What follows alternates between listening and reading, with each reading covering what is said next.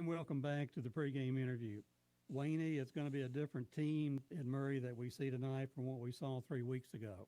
It is, and starting with the Utley kid, they lost him in the Mayfield game to an apparent wrist arm injury.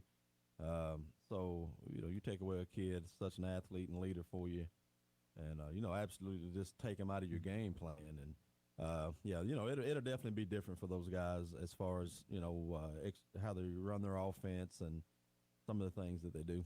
And obviously, as you've just mentioned, no number one, which was Hunter Utley, and no number two, which is Jaden Jackson, right, who not only ran for 100 yards against us, but had receiving yards of over 100 against us. So replacing those two kids is really a problem that Murray, I'm sure the next guy up has to step up. But that brings us to the quarterback now who replaces Utley tonight. It's number 7.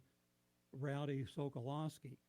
Anything of what you've seen on film, he's not anywhere near the passer, or is he just a star in blooming, or what do you say about his ability? I believe he's a young kid. I think he's a sophomore. I believe. So just one whole game, I think, is all we've really seen him at quarterback. So kind of hard to gauge as far as what they're going to do offensively against us. So he throws it around okay. I mean, he does get it to the people, and he may be a more of a threat to run. Pretty athletic-looking young man, so he'll tuck it away in some scrambles or whatever, and he'll get the ball upfield. So just the unknown, like the X factor, I guess, is just the unknown. Well, that's just always, haven't seen him, so that's always the case. The unknown is the unknown. Exactly. But no Utley. They'll have still their running back, Charvell McAllister, who ran well last week. Where he may get some more carries is yet to be determined. Right. I didn't know if Sokolowski was a scrambling type quarterback. You think he is what you saw on film? Yeah, I just think he has that ability. If we don't do a good job of staying in our rush lanes and containing him, he could very well hurt you. You can tuck it away and get it upfield on you. And not knowing whether he's a better short yard passer or long yard passer, I know Utley could do it all. Yeah, he had the total package. Looks as though this young man probably, I think probably easing him into their game plan. Possibly it was more short game stuff against Fulton County. There again, maybe this week they went back and got a little bit more of the playbook introduced to him and allow him to do more things in their offense. Of course, Murray still has number 9, Jordan Duffy, a wide receiver, and number 22, Tommy Waldrop, who really is an outstanding player, not only on offense but defense as well. And then number 21, Caden Rogers, throw him in there as a pass-catching person. Having a younger kid in there in an important game is a little different feeling from what he's going to experience tonight than what he experienced last week against Fulton County. So you don't know whether he's the glitter will be too much for him to overcome tonight, but I'm sure your guys will get after him. Yeah, we need to. We didn't do a very good job last week of getting sacks. We had 2 or 3 times we could have gotten a sack last week. Just didn't wrap up. Didn't tackle well. We had several missed tackles last week. Just didn't wrap up and run our feet. So therefore, we need to make sure we are more disciplined, tonight, and any chance we get to get after them, we need to get after them. And like you have just mentioned, the unknown is whether they'll turn Sokolowski loose with the pass or let him run. But in no way is he the passing threat, I think, that Utley presented to the Tigers 3 weeks ago. Right, yeah, I don't, we didn't see that on film, so I don't think he is. And then Utley's kid's more experienced, seen a lot, played well in the last 3 years for Murray High. So, it's just that factor of no experience, being new to that spot, and the first round of playoffs. So it's a lot of things weighing on this game. Well, and not to kind of take a long time to figure out what Murray's going to try to do. It's what we're going to try to do on defense to confuse him, to make him rush his reads, whatever we need to do. And obviously in tonight's game, Wayne, we're certainly not looking to get behind 17-0 to start playing football. Yeah, we probably don't need to do that. That's the getting behind like that and coming back was really amazing to do, and feat in itself. But we definitely don't need to get behind on the scoreboard early like that and dig ourselves a big old hole and have to fight so hard. I mean, you want to fight hard, but you get behind like that, it's sometimes it's impossible to come back and especially come back and win.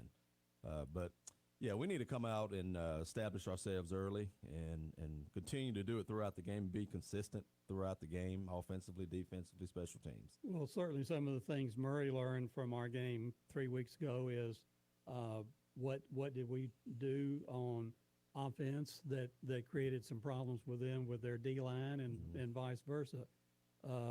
Their offensive line and what could they not handle about our D-line. So I'm sure they'll be making some corrections there, because I thought later on in that game in Murray, maybe even as late as the second quarter, that we took somewhat command of the line of scrimmage on both sides of the ball. I thought we did play better as the game progressed. But there again, they're going to go back and look at film just like we did and make corrections and add things or take things away, whatever, to allow your team to be successful. And down in those trenches, that's where everything starts. So both sides for us, we have to be dominant in order to be able to come out and do the things we want to do offensively as well as defensively. In looking at how their offense is going to come out and attack our defense, it's almost like the classic chess match. Do they try to hit on something that the quarterback is good at, like short throws to the sidelines? And I know last week or 3 weeks ago in that game, we certainly were giving their wide receivers room to make the down and out catch, but not beat us deep. Yeah. And so we don't know whether they're going to try to do that tonight or not. Yeah, it could be a mixed bag of things. Screen game, they're pretty good in their screen game. Granted, the quarterback has to be, one of the key parts in doing that, setting things up and getting the ball in the right spot to the receivers. But, you still have Waldrop, and you still have the Duffy kid, and throw the Rogers kid in, like you said. And, all those kids are capable of catching the football and making things happen. And even though we didn't see McAllister catch a lot of balls in that game back 3 weeks ago, he still ran the ball fairly well, and we just cannot ignore him at all. Oh yeah, he's effective. He's quick and shifty in there, and strong kid. He gets up inside. Sometimes it might be a little difficult to see him in there, and by the time you see him, he's probably you're probably looking at his back if you're not careful, and coming downhill and wrapping up and making tackles on him. I know Murray ran that misdirection play with the quarterback optioning to one side and the back coming back through the other side, but each time that was the back that's not in there tonight. So they may try to do something with McAllister in that fashion, or possibly, yeah. There again, you just have to. It's just one of those wait and see deals. But we know it's there. Yeah, it is. Your move, now it's my move. So it's in their offense, and it's something we had to study up and get an idea of what the actual play looked like on films. A lot of time in live action, it's hard to see the scheme, but we were able to look at it and kind of look at it and get our guys in tuned on, if you see this, maybe this plays may be coming, maybe another play, who knows? Well, it's one thing Murray's not going to do, and that's to throw the playbook out completely. They'll fine-tune what Sokolowski could do and can do and all that. And the other thing that stands out, both teams have outstanding field goal kickers, and with we're not sure how cold it's going to be tomorrow night or tonight at game time, but the wet field probably will be dry enough to be able to have pretty good footing on. So the temperature and getting a drive down to the 20-yard line might, where they took field goals 3 weeks ago, we didn't have to do that, and obviously they couldn't score the touchdowns when they only scored 3 points, which certainly aided us in beating them. It did. And there again, the special team game is going to be vital, I think. You have to pay, a lot of details to your special teams, the kicking, catching the kicks or what have you, and getting on your blocks or, running down your lanes on kickoff. So everything's going to be so important. So, and the point I'm making here is that Murray's extra point kicker is as good as our extra point kicker, whereas last week Trigg missed a couple, 3, then had to start chasing points with the 2-point conversion, and that was the reason they came up short. And the weather, the temperature, we haven't been practicing in 30-degree, 35-degree weather either. They haven't either. Right. tonight's going to be an interesting night as both teams take the field and see what who does what first and who can counteract what the other team is doing and that. So really, since we saw each other 3 weeks ago, it's just do your job, do it well, read your keys, make your blocks, get off blocks. Oh yeah, all the little cliche things all factor in, and then you just we just have to execute on both sides of the ball. I thought offensively we executed really well last week. I mean, put up 56 points and about 300 plus rushing, and I thought Russ threw the ball well. Percentage-wise, it was really good still. So those things are still there. On the defensive side, we have to tackle better. We have to tackle better, and we have to get off field on third downs. And this has been a look at the Murray offense and what we'll see tonight. And when we come back after these commercial messages, we will look at the Murray defense. Get into shape and feel good at Trilogy Performance Sports. Trilogy is a family-friendly environment that offers a wide range of classes to reach your fitness and well-being goals. Whether you're into yoga, gymnastics, sports training, team training, cardio, kickboxing, or weightlifting, Trilogy has something for the whole family. Family discounts available, and your first 2 weeks are free. Located in Princeton behind Cash Express. Be better than you used to be at Trilogy Performance Sports. Shop local, buy local, save big deals. Imagine if there were a place you could go to buy gift certificates to some of the best businesses in town.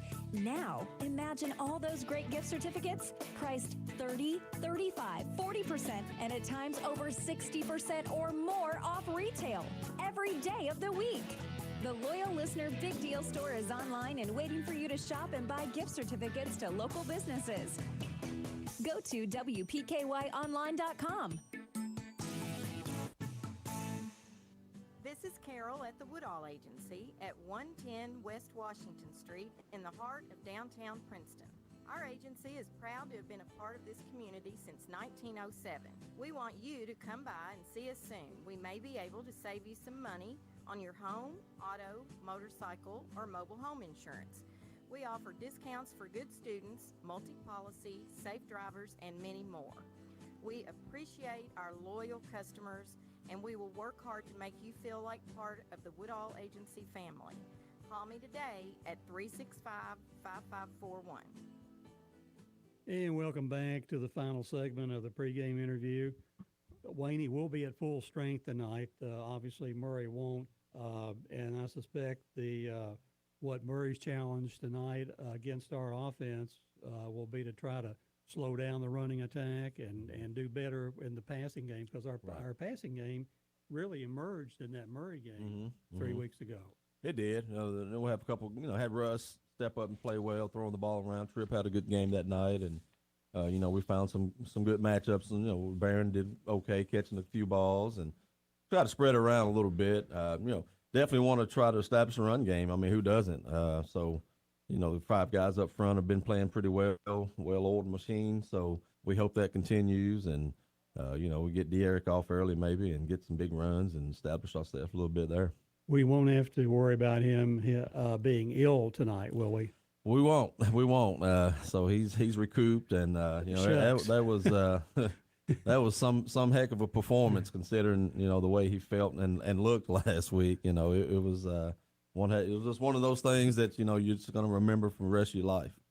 And one of the things Murray will be facing on defense tonight is their other back that ran for over 100, caught passes for over 100, was playing their safety position. So they're going to have another plug somebody into that hole, and who knows what experience lurks back there. Right, and losing Jaden Jackson is the other kid that they lost. Both sides of the ball. He was tough on both sides of the ball, catching it, running it, or coming up hitting. He was very physical, and there again he's so athletic and fast that he could cover really well on the back end of the defense. So there again they are going to have to sub some people in, and I think the Duffy kid plays back there some. Rogers kid will play back there some. So we'll just kind of see. I know they've had other injuries throughout the year. They may get kids back tonight. I don't know. So we just kind of have to see and see when the game starts and see who's in the game.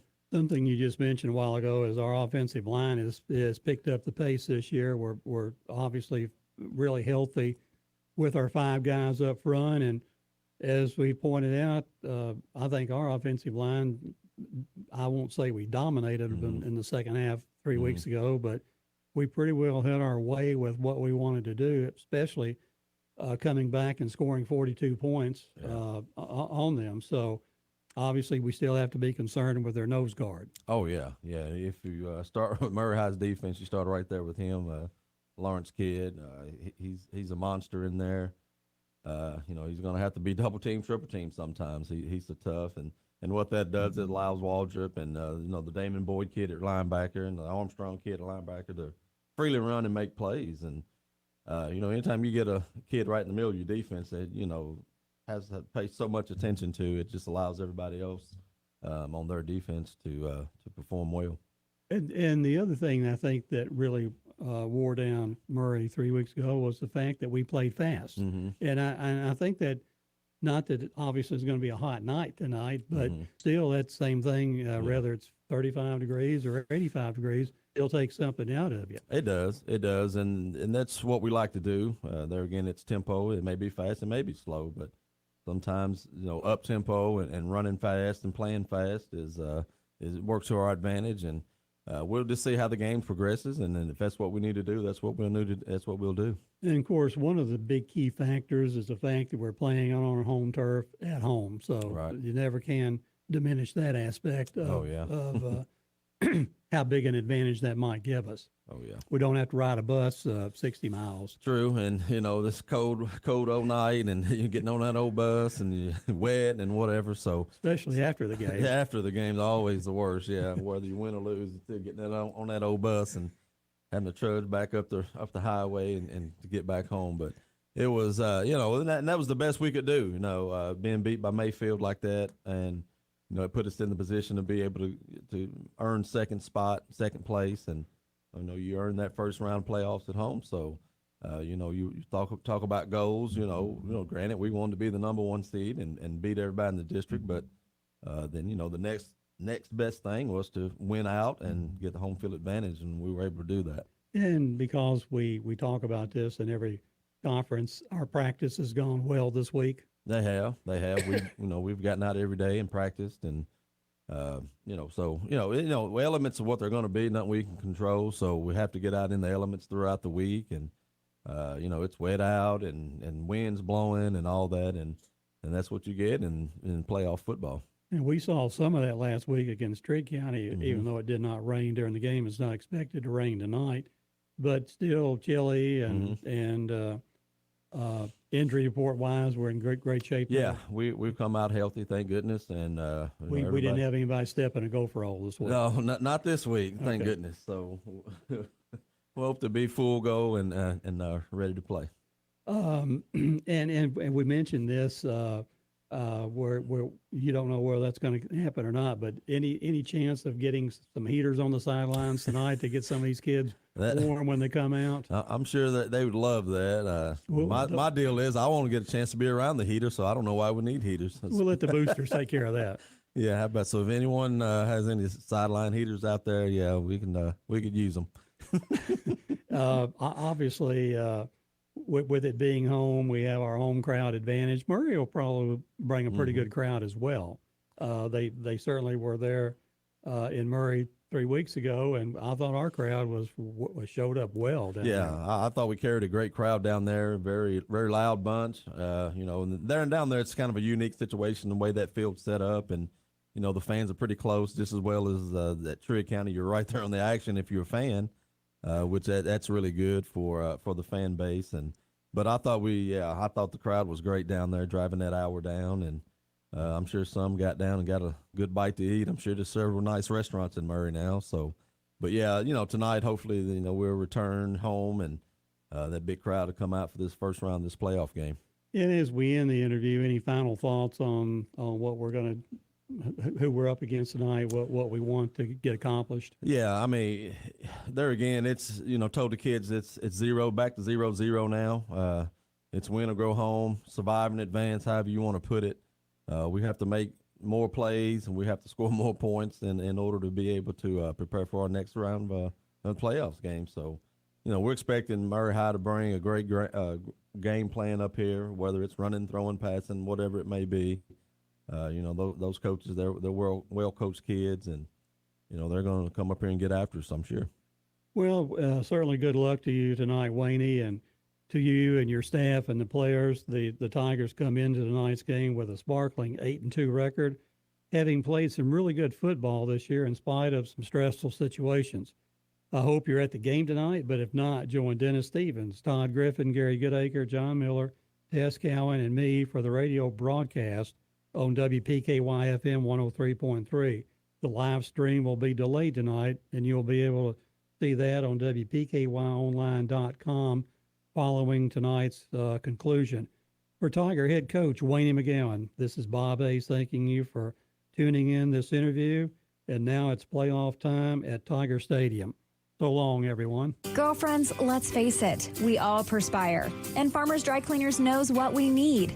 We need our clothes clean. We need them clean now. Farmers Dry Cleaners opens at 6:30 on weekdays. I drop mine off on the way to work. But if I'm running late, they stay open until 6 p.m. so I can just run them by after work too. They always have them ready within 24 hours. Just remember they're closed on the weekends. Farmers Dry Cleaners knows what's important, making me look good. Because if I don't look good, they don't look good. There's an advantage in being the home team. You know who. Emmett Talley, Jake Lewis, and Pat Gates are. You've seen the wall around Butler Stadium and have heard of the Caldwell Crazies. Trice Hughes, we're your home team. Here's our home team deal of the week. 2018 Cruise Premier, 24,000 miles, NADA retail $17,625. Trice price $15,900. Get this home team deal of the week at Trice Hughes. Find us on Highway 91 North, Princeton, or tricehughes.com. If you've been injured in an automobile accident, getting paid for your injuries, for your lost wages, and for your pain and suffering can be difficult. Attorney Matt Schock in Princeton, Kentucky can help. Call him at 270-365-MATT. That's 270-365-MATT. Attorney Matt Schock is an experienced personal injury attorney. Initial consultations are free, so call him at 270-365-MATT. That's 270-365-MATT. This is an advertisement.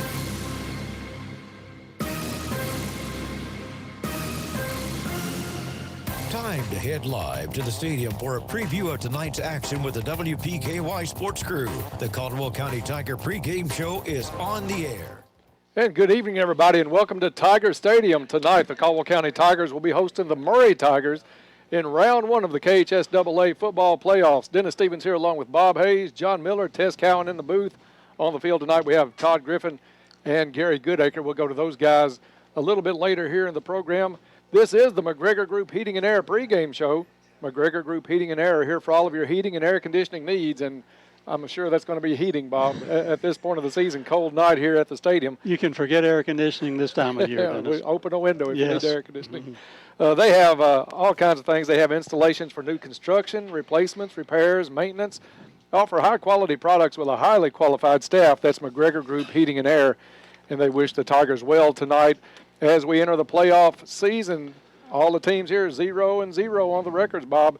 These two teams met in a classic about 3 weeks ago in Murray. Caldwell County came back from the biggest deficit they've ever come back from to win a ball game in Tiger football history. Ended up beating Murray at Murray 42-40 to secure this first-round game here at Tiger Stadium. And one of the things that occurred in that game was that we got down 17-0 to Murray in that game and really had to claw out of a deep hole, big deficit. But the Tigers did that with some really outstanding passing and pass catching that night. Russ Bashir was really accurate, deadly. Tate Van Hoosier, Trip Branch, Logan Smiley, all the receivers, Barron Wells, they were all involved instrumentally in that game, and it was a great win for the Tigers, no doubt. Caldwell County comes into tonight at 8-2 on the season off a big win at Trigg County in a game that was much closer than most people anticipated at Katie's a week ago. Caldwell County held on for a 56-54 victory over Trigg County. Our offense is rolling right now, Bob. You look at the last couple of games that we've had 98 points on the board, 138, I think, if I did the math right, for the last 3 games. So this team offensively is in gear, especially behind the running. Last week, of De'Eric Hollowell, who had the third best individual rushing total in Tiger football history last week at Katie's. Exactly, and those were those 3 games, 2 of them really against good stiff competition. It's going to be interesting tonight, not only here but looking at how Trigg County played us last week. They get Union County over in Katie's tonight. We wonder if they'll put the ball in the air 38 times tonight over there like they did against us. A team that really only threw the ball 10 times really worked us over last week, Dennis. Yeah, they came in averaging 10 throws a game, and they put it in the air for over 400 yards against the Tigers last week. But Caldwell County, you have De'Eric Hollowell. You also have Russ Bashir, came in first-year quarterback this season under some very tough circumstances, as we all remember the death of Coach David Barnes in the first week of the season as we began this campaign this year. And tough circumstances, brand new quarterback. The Tigers still found a way to go 8-2, and a lot of that to the credit of Russ Bashir. He's had an outstanding year, and really, when you look at an 8-2 record, you have to assume that 95% of your players have had an outstanding year. And De'Eric Hollowell, Russ Bashir, the receivers, the special teams, and we were talking early before the game, our special teams with the extra point team. We've got sophomores all the way from the snapper to the holder to the kicker, Blake Vipred, and Blake has really been accurate this year, only missing 2 extra points his entire year this year. So we're a danger if we get inside the 15-yard line. Yeah, we looked at Blake's stats so far on the season, 45 out of 47. So, and we were talking on the way to the stadium tonight. I think I remember one being missed against Christian County to open the season. Not sure where the other was. You said it may have been in the Ballard game. But just a great season by that kid. And you could make a case for him, as you and Coach McGowan talked about in Saturday Morning Quarterback last week, that we made the extra points last week against Trigg County, and they were chasing points just about the whole night because their kicker was unable to make those extra points. They had to go for 2 at times. Both teams had 8 touchdowns last week, but we won by 2, and that's off the foot of Blake Vipred. And it is a tremendous asset when you have somebody that kicks as well as we have, and we've had kickers the last 15 years that have kicked well for us, all of them related to the soccer team, if you will, but it's a blessing to get those kids over here and do what they do. And Blake, only a sophomore, really has a powerful leg. His extra points last week were just launched, if you will. And we talked a little bit. I didn't really realize it until you and Coach McGowan brought it up on Saturday Morning Quarterback. Everybody that touches the ball on the extra point snaps, sophomores. And those kids have 2 more years after they finish this year of football. And we're a young team. We have 6 seniors. We'll lose 4 tremendous players in Ben Holt and Max Ashley, De'Eric Hollowell, and Luke Stallings. And they're all starters. But we've got a really, really outstanding 8th grade team coming up that will be freshmen next year. And some of these kids that are freshmen now will move in and get another year's growth, strength, and we've relied a lot on freshmen and sophomores as backups this year. Just about 20 minutes ago, before we kick this one off, this is the McGregor Group Heating and Air pregame show. Bob quickly taking a look at the Murray offense. They put up 40 points, had a great game, but they are missing 2 big starters tonight that's going to loom huge in this ball game as it goes along. You just cannot lose their quarterback, Hunter Utley, who was fabulous all year of his senior year, and they lose a running back, number 1, Jaden Jackson, who ran for over 100 yards against us in that game, caught passes for over 100 yards against us. And as they say, you next man up, but I'm not sure the next man up can do what those 2 guys have done. So Murray's going to have to scheme a little bit, if you will, to try to see what they can do, see what's going to work early. As I always think, the first quarter is a chess match a lot in football, figuring out what you can do, what you are doing well, what you're not doing well on, and turn it into something that if you get something working, stay with it. Murray's going to start a young sophomore tonight named Rowdy Sokolowski. He had a first game under his belt last week against Fulton County, got the win, only threw the ball 10 times. So we'll see how Murray does tonight here against Caldwell County. I think the thing that Coach McGowan wants to guard against, maybe even more than that, is for the kids not to think that they've got this one because Murray lost 2 quality players and look ahead to a possible matchup with Mayfield next Friday night. And what you can do to our kids tonight is preach, and I know they've been preaching this all week long, where the season is 0-0 for everybody right now. It's win in advance or lose and go home. And so I don't think you can ever overlook that, regardless of who's not playing in the other team, for the other team or in their lineup. You go play your game. Exactly right.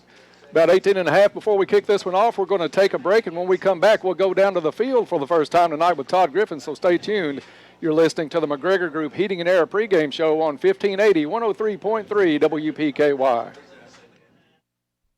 Harvest is a crucial time of year for farmers, and taking care of your money and banking accounts are just as crucial, especially with taxes and holidays coming up. Fredonia Valley Bank would like to help you by introducing different types of checking accounts to meet your needs, like a Christmas Club account or a certificate of deposit. There are many ways you can save money just by talking to one of the friendly tellers or loan officers at Fredonia Valley Bank, with offices in Fredonia and Eddyville. Member FDIC, equal housing lender.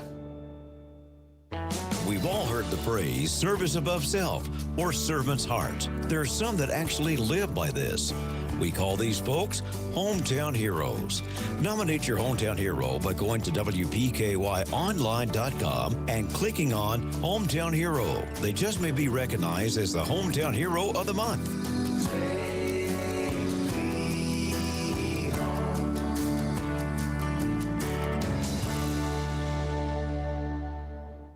Don't be left out in the cold this winter. Fortner Gas is ready to keep you warm. Fortner Gas is available 24/7 and will always take care of their customers when other companies leave people in the cold. Just contact Fortner Gas and schedule a propane delivery to your home or business. They want your business and will prove that to you. You can count on Fortner Gas in Princeton to keep you warm and toasty this winter. Now, doesn't that sound good? Fortner Gas, since 1951. And we are back at Tiger Stadium. Tonight, Caldwell County takes on Murray in the first round of the football playoffs. 16 and a half minutes before we kick this one off. Time now to go down to the field for the first time tonight with our friends. Excuse me, don't go down to the field. Okay. All right, we're not going down to the field. Apparently some technical difficulties, so we will keep that right here, Bob. And we see Todd walking as if he's going to find maybe some batteries. I don't know what or maybe grab the wrong mic. I don't know. Okay, nothing like live telecast, is it? Exactly. We'll keep going with this. Bob, we had a chance to look at the offenses for both teams a little bit. Defensively, we've got some studs on Caldwell County's defense. You got to start maybe with Ben Holt and Elijah Shaheen. Holt, leading tackler on the season, just a ton of tackles. Elijah Shaheen, I didn't realize this till I was doing a little bit of prep work for tonight's game. 7.5 sacks on the season by a sophomore. He's one of the leaders in Class 2A, probably in 5th or 6th position on that, Dennis. And only a sophomore too. We keep really touting this sophomore class is a really fabulous class. And he was the force against Trigg County last week. Going to be a force tonight. Drew Davis, a sophomore, is gonna be a force as well. So our defense, and we got to be aware that Murray has an outstanding nose guard, number 50, Sebastian Lawrence, and I think we wore him down 3 weeks ago in Murray when we were playing fast, and that's a key I think tonight. If we play fast, we probably can get after the. Wear them down defensively, and if they wear down defensively, they got guys going both ways. Well, one thing defensively, they're also minus a safety, a starting safety, so that's big for us from a passing standpoint to be able to maybe go down the field a little bit more tonight. We're going to probably see what works early on. I know we'll give Derek a really shot early on to see how they adjust to his running. And we're on a field where I think it's a little bit better footing than what we had down in Murray. The field is still relatively green looking for all the frost and things we've had this week. Well marked, striped, and it looks in great shape. Held kind of took care of the water that came on it Thursday, and Wednesday night, Thursday morning. So conditions look great here. Yeah, I've heard Coach McGowan with you on a couple of Saturday morning quarterbacks talk about even in his playing days, this was one of the better draining fields. You always had pretty good footing. We had a little over an inch of rain, I think, Thursday night. So the field looks great right now. You can see the dormancy coming into the grass right now, starting to lighten up a little bit as the cooler weather has set in. About 13 and a half before we kick this one off. Bob, one more player I want to talk about. We could have put this kid in the offensive or defensive segments tonight, but Travion Samuel, the kid is doing a good job offensively, but looking at the stats, he's coming into tonight with 5.5 sacks on the season. He's had an outstanding year. The whole Caldwell County defense, when you talk about the front three, front four, front five, you start mentioning those linebackers, Ben Holt, Tate Van Hooser, John Paredes, and Travion have really gotten to the ball and sniffed it out well this year. And then we've got corners, Max Ashley and Barron Wells, and we've got Russ Bashir and Max Kramer in the secondary that are ball hawkers. So our defense, if the Murray quarterback is errant in his passing tonight, probably will pay the price, and that we'll get some picks tonight. Like we said, this is the first round of the KHSAA football playoffs tonight. And Bob, of course, this is a 2 and 3 seed matchup.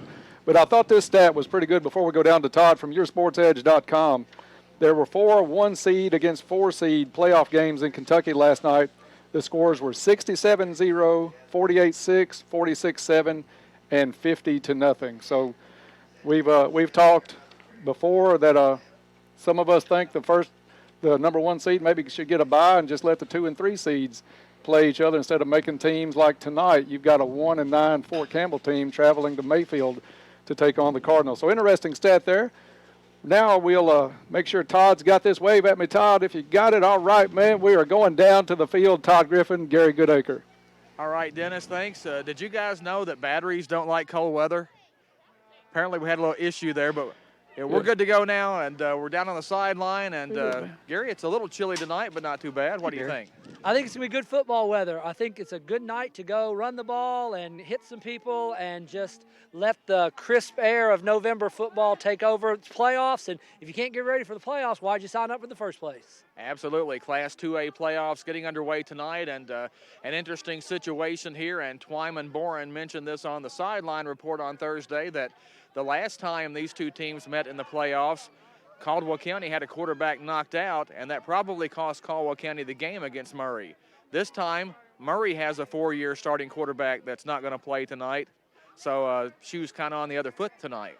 The danger, though, is you can't overlook a team. He looked like he could throw the ball in warm-ups, and they're going to rally around Sokolovsky, I believe is his name, and he's a sophomore. And the way I look at it is, if you're going to overlook somebody now, I don't think Caldwell's going to do that. I think they're going to play their defense. They're going to have to run similar things. You can't reinvent the wheel this late, but they may go to the running game a little bit more. I think that's a strength for us, our front seven.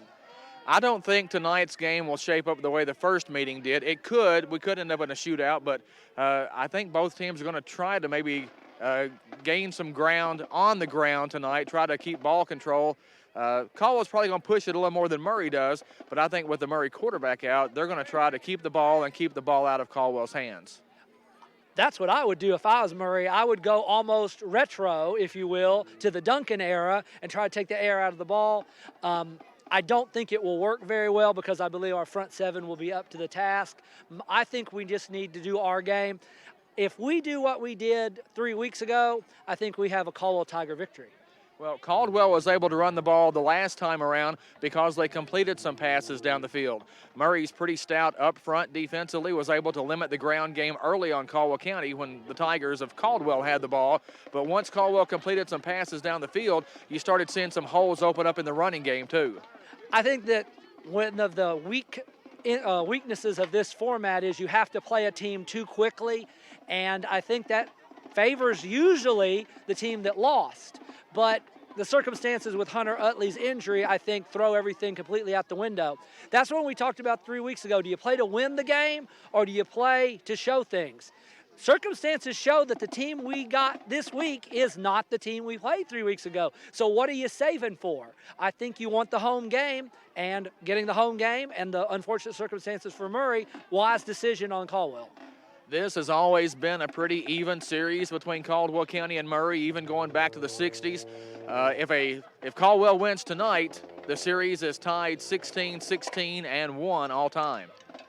That just shows that the quality of play of Murray has a great program. I mean, they have been to the state finals. They had a fluky play, about 20 years ago? They should have won the state championship. That was a touchdown, not a safety. Murray is a traditionally strong program, as are we, and I think the two communities are very proud of their teams. I think you're going to get the best effort out of both, but I think Caldwell has the edge, both being at home and having their full complement of players. And you mentioned the playoff change. We could sit here and talk about that all night.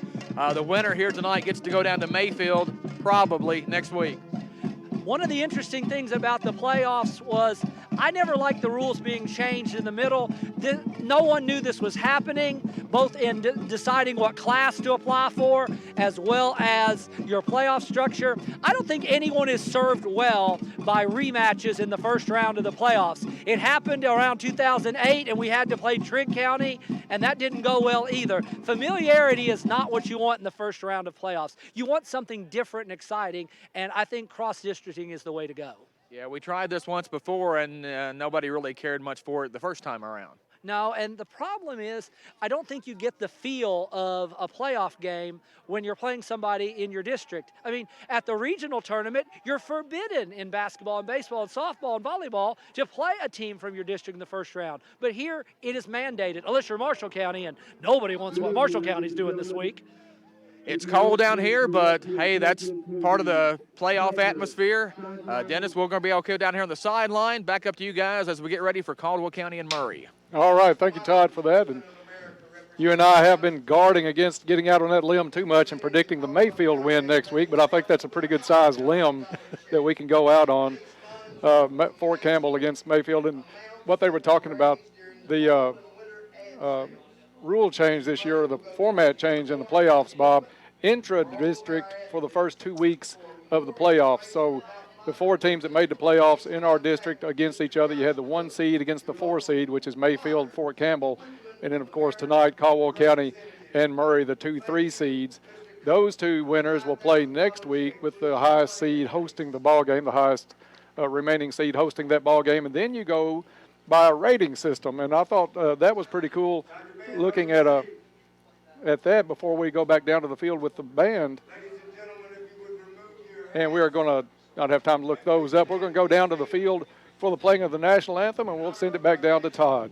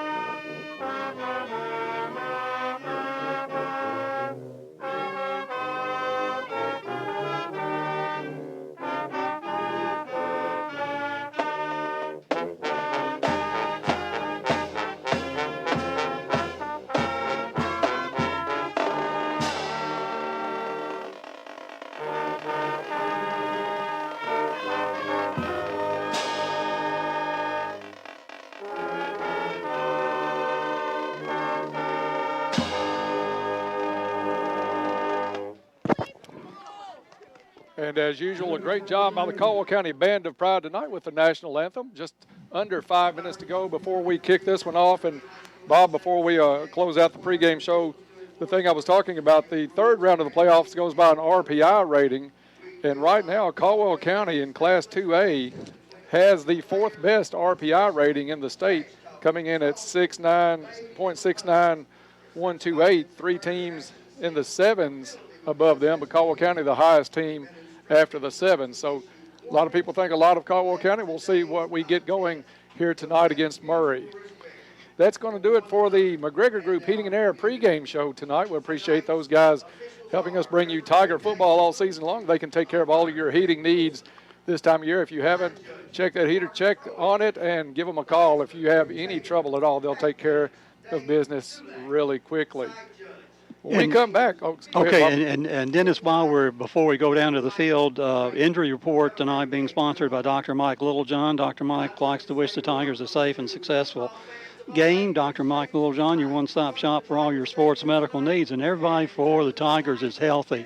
Michael Vickery has been back now for 3 weeks and really gotten rid of the rust where he was out for the dislocated kneecap that he had, and so everybody's raring to go.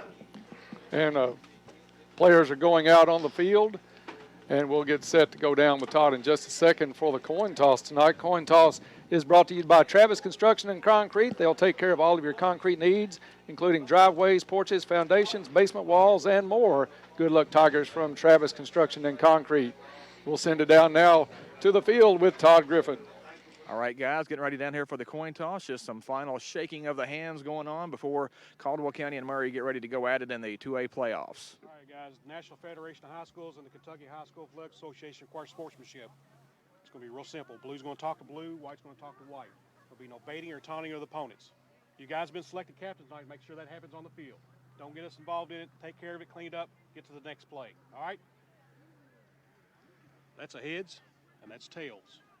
That's tails. That's heads. What do you call it? Heads. He's called heads. Heads? It is heads. You won the toss. We defer. Want to defer? Yes, sir. Okay, you want the football. All right. Coach, which way y'all want to start this ball game? Sir. We'll kick this direction? Yes. All right. Definitely. All right. All right, guys, Murray won the toss and defers to the second half. Caldwell County is going to get the football first here tonight and try to get out to an early start against Murray in the Class 2A playoffs. All right, thank you for that report, Todd. And we'll come back in just about a minute and get this one underway, kick it off. First round of the playoffs, Caldwell County and Murray coming your way. This is Tiger Football on 1580, 103.3 WPKY. Awareness Month. Nearly 30 million Americans suffer from diabetes. Another 86 million have pre-diabetes. If you've been diagnosed with diabetes or pre-diabetes, please call the Pennyrile District Health Department and set up an appointment with either their registered dietitian or a certified diabetes educator. Let them help you understand diabetes and what it means if you've been diagnosed. Your local health centers are in Caldwell, Crittenton, Livingston, Lyon, and Trigg County.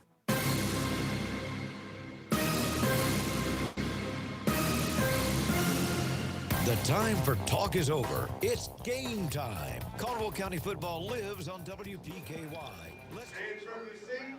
And this is WPKY Princeton, home of Caldwell County Tiger football. Playoff time here at Tiger Stadium. Bob, as the teams come out on the field, we'll take this moment to have our prayer that we have every Friday night. Holy God, thank you for another Friday night. We ask that you protect each student that steps on the field tonight, and we also ask that you bless the efforts of each student in ways they never thought possible. In Jesus' name we pray. And further, Lord, we ask that you continue to give comfort to the Barnes family, coverage and sportsmanship to the players, patience and understanding to the coaches, wisdom and knowledge to the game officials, and lastly, peace to us all. We ask these things in your name. Amen. Amen. Caldwell County kneeling on the sideline. Murray doing the same on the far sideline. Just about time for kickoff. Kickoff is brought to you tonight by Purcell Tire. Let's kick off the school year right with a free vehicle checkup from Purcell Tire. Trust us to keep your vehicle running so you'll never be late for school or work. Purcell Tire, located on Highway 62 West in Princeton.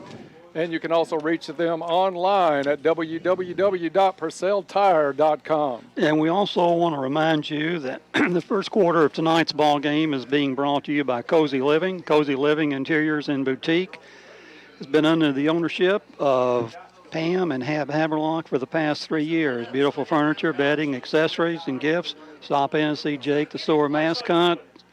Pam's got sales and more sales going on out there. Cozy Living, everything a home should be.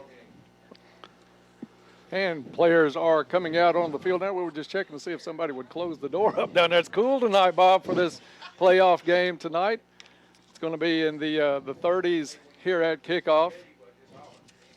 So a good night for football. I think it has affected the crowd just a little bit, probably one of the smaller crowds we've had all season. And looking across the way, and one thing we want to note, the flag is completely limp, so there is no wind out here at all tonight. Murray not anywhere near the turnout that we saw 3 weeks ago in Murray, and the Tigers crowd is down substantially as well. Obviously, the cold weather has a lot to do with that. Caldwell County will be going from right to left on your radio dial to start this first quarter. Tigers send 2 players back deep. Usually Hollowell and Wells are the 2 players. And got a stand-in for Frankie Brown tonight, a rare miss for Frankie, one of our friends. It's one of the WWE announcers, isn't it? David Brown, I think it's the same difference, yeah. David on the call tonight here at the stadium. Murray's got it teed up at the 40, ready to kick this one off and get the playoffs underway. It's going to be a short kick, angled towards the sideline. It's going to go out of bounds, so Caldwell County is going to start out with a really good field position right off the bat.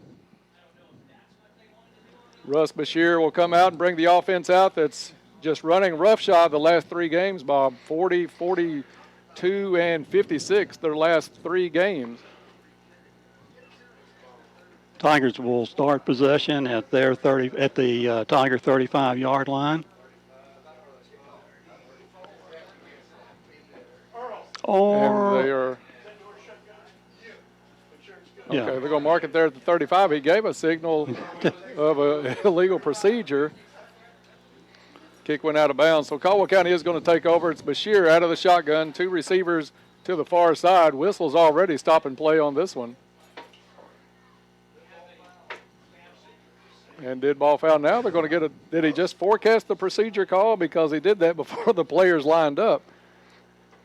Dennis, I have no clue. That was a strange start. We hope I didn't see any movement. Not an indication. I didn't either. But he gave that signal before they spotted the ball at the 35. Snap goes back. Hand off to Hollowell, trying to go up the middle. Hit and brought down, short gain to the 32-yard line by De'Eric Hollowell. So Caldwell County will have 2nd and 13 just underway here at Tiger Stadium. Hollowell in the backfield to the left shoulder of Bashir. Trip set to the right. Low snap. Bashir comes up with it. He's going to try this side. Barron Wells is the target. Intercepted by Murray at the Murray High 40-yard line. That was number 24 with the interception, Bob, and we'll check his. Nick Sherrill, a junior corner for Murray, in the first pass of the ball game, intercepted. Maybe, Dennis, that was Sharquan McAllister. It was 24. Yes, sir. 24. You're right, Sharquan McAllister, not the. I looked at the roster, which I know better than to do on anything printed off the websites. Sharquan McAllister with the interception. And turnover gives it to Murray as they'll take over from their own 40-yard line.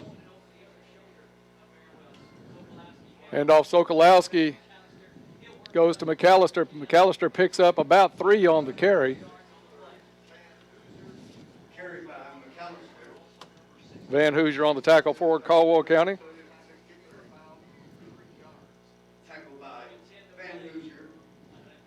Rowdy Sokolowski, the new Murray quarterback after Utley, the kid that played so well all season, has actually got some small college looks, broke a wrist against Mayfield. Sokolowski stepped in last week against Fulton County, only threw the ball 10 times, 6 out of 10. Handoff again, comes to the right side. Good gain on this one by number 12, Charvel McAllister. Gets into Caldwell County territory. Enough for a first down on the carry to the Caldwell County 46-yard line. Ben Holton on the tackle for Caldwell County. You can say that on a majority of the plays, as Ben's the leading tackler on the squad this season. Murray had a lot of room around this right end, so we're going to have to get that short up. Good blocking by the receivers. They go again to the 2 receiver set each side. McAllister in the backfield. Delayed handoff to McAllister. Looks to the left side, bumped, and brought back. Looked like he was going to pop that one out to the outside. Good containment by Caldwell County. And he'll get back to the 46-yard line, no gain on the play. And that was that play that hurt us last 3 weeks ago in Murray, that misdirection play to the halfback, but we snuffed that one out well on that one. Sokolowski, as we said in the pregame, a sophomore stepping in, and the reports we got on the kid, he's a good athlete, just young and a little bit raw at the position right now, but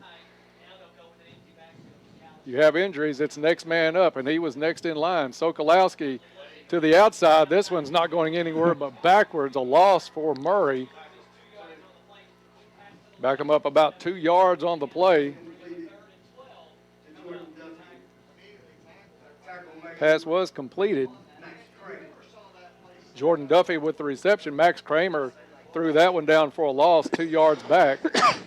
Brings up 3rd and 12, so Murray behind the chains here on a crucial 3rd down for them. Caldwell County in all blue with the gold numbers tonight. Murray in the black pants, white shirts, kind of the military style numbers on the back. Sokolowski, empty backfield. He's going to look down the field, throws over the middle, in and out of the hands. He had an open receiver. Number 3, Bob, we'll check, and they did change some numbers. Number 3 is Damon Boyd. Damon Boyd had the ball right in his hands and couldn't hold on to it. Cold night, as we said. Maybe that one had something to do with it, but it's going to bring up 4th and 12 for Murray, and they'll be forced to punt.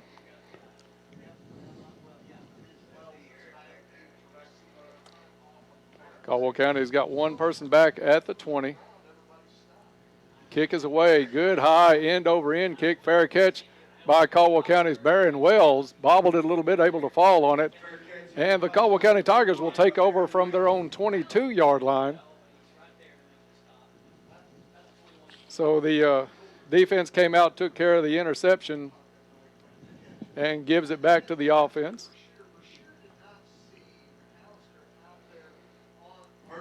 Bashir's got Hollowell in the backfield. Barron Wells, the lone receiver, to the left, and the trip set to the right. Snap is back.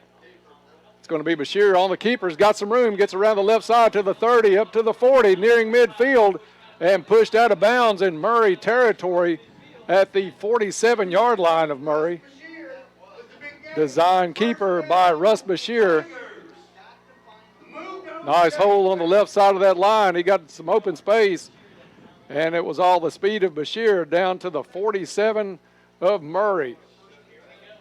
Hollowell goes in motion. And he had a wide open. After he got through the line of scrimmage, it was wide open. Pitch goes to Hollowell. Hollowell turns it back up the middle. He's got some room across the 40, and a shoestring tackle at the 36-yard line, or that one may have gone to the house, Bob. If he breaks that tackle, he is in the end zone. Gain of 11 yards and a first down for the Tigers. Going to move the trip set to the left side this time. Hollowell gets the carry, looks left, tries to turn it up the field on the sideline, down to the 25, pushed out of bounds inside the 25. Good job by Derek Hollowell to wait on the blocks to let that play set up. He gets it down to the 23-yard line. A gain of 12 on that play by Derek. That's a Lake Barkley CrossFit first down for Caldwell County. Empty backfield, 2 receivers to the left, 3 to the right. Hollowell's going to come back in motion into the backfield with Bashir. Snap back to Bashir. Quick hit to Hollowell. Hit, knocked out of bounds. I think he probably ended up losing yardage on that one. Looks like it, the team awful close to the sideline. Hard to tell, but I think they're going to spot this one at the 25. Just inside the 25, so a loss of a short 2 on the play. Caldwell County is going to keep Van Hoosier in the backfield. Handoff goes to Hollowell. Hollowell hit in the backfield. He's going to be brought down for another loss. That one's set up for a big gain, but the one player that could take down Hollowell met him and made a pretty nice tackle, and it's going to push Caldwell County back to the Murray 27-yard line. Caldwell's going to spread this one out now. 3 receivers to the left. Branch to the far sideline alone.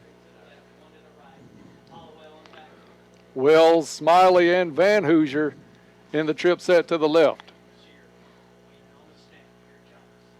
Bashir calls for the snap, takes it, looks to the left, throws complete to Van Hoosier at the 18, hit and brought down at the 11-yard line. Good hard-nosed run after the catch by Van Hoosier.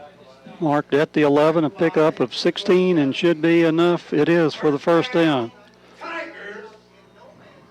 Another Lake Barkley CrossFit first down for Caldwell County as they're threatening here with 7:15 to go in the first quarter. No score yet in the ball game, but Caldwell County in the red zone. Bashir, handoff to Hollowell. He's going to try to get around that right side. He's got some room, hits to the corner, and he's going to walk in. Touchdown Tigers, DeEric Hollowell. And no flags, Dennis, or is there a flag? And it looks like there may be. I think the referee, the umpire did point towards Caldwell's way right at the line of scrimmage. You can assume a hold at that position. So going to have to take that one off the board. Move the ball back to the 25. So good run by Hollowell, negated by the holding penalty. Caldwell County will have the ball 1st and 10. First and 24. 25-yard line, or 1st and 24, excuse me. You're right. They've got to get all the way down. To the 1. Do they even have it marked over there? He's about 5 yards off the field. Hollowell takes the direct snap, turns it upfield, got a hole across the 20, 15, still digging at the 10. Good hard-nosed run. DeEric Hollowell carried a couple of tacklers all the way down to the 10-yard line of Murray. I'm going to call that a pass, Dennis. It looked like if Russ flipped it to him just barely. No, I think he caught the direct snap in front of Russ from the center. We'll put a little star by that. We'll call it a run then. So down at the 11, pick up a 14 on that play. Well-timed play for him to be able to do that. 14 yards on the carry. Bashir, hand off to Hollowell. He's hit, and they saw that one coming. No gain on the play. Maybe lost a half yard. We'll just call it no gain on that one. Stuffed Hollowell right at the 10. Fast-paced first quarter already. 6 minutes gone in the quarter. No score. Brings up 3rd and 10 for the Tigers. 9th play of this drive. 2 receivers to the left, 2 to the right for Caldwell County. Hollowell in the backfield. Bashir throws complete to Wells. And Wells takes it back up the field but goes out of bounds. Maybe lost a yard on the play. He's going to mark him. No, he got back to the 10. That one a weird play. Wells had to wrestle it away from a defender to make the catch. Turned up the field, got back to the line of scrimmage. So Blake Viverette's going to come in for a rare field goal attempt. Field goal is brought to you by West Kentucky Memorials. West Kentucky Memorials has locations in Princeton, Cadiz, and Hopkinsville, and also a son playing on the Tiger team, Jameis Carnahan, a freshman running back and linebacker. Viverette with the kick, up, plenty of distance, and good. So with 5:36 left in the first quarter, Caldwell County gets on the board first. It's Caldwell 3, Murray nothing. Back in 30 seconds, you're listening to Tiger Football on 1580, 103.3 WPKY. Overwhelmed with decisions when it comes to building a new home? When it comes to heating and air, do you know your fuel and energy efficiency options? The different types of HVAC systems, manufacturer and dealer warranties, indoor filtration options. McGregor Group has over 30 years of industry experience and can help you simplify your heating and air conditioning decisions on new builds. Don't just settle. Be informed. Call the experts at McGregor Group today. Back to Tiger Stadium, Caldwell County on the board first, 3-0, courtesy of the foot of Blake Viverette. He's not all about just the extra points, Bob. That one had plenty of distance on it. He nailed it just like he was the last umpteen games this year. 27-yard field goal for Viverette has Caldwell County on the board. And he'll kick it back away to Murray. Winner of this one, in all likelihood, tonight will make the trip to Mayfield next week. Mayfield in action tonight against a 1-9 Fort Campbell team. Not really a betting man, Bob. If I had to lay $1, I'm putting it on Mayfield. Absolutely. I might even go up to $2 on that bet. Yeah. So I think it's really a stretch. Viverette puts it in play. He's going to more or less pooch kick it. Fielded at the 22-yard line by Murray. 24 takes it back up the middle, hit, brought down near the 30-yard line, 35-yard line. 24 is Sharquan McAllister. And they'll spot this one at the 36-yard line. Ben Holt on the tackle for the Tigers. Sokolowski brings the offense back out for Murray.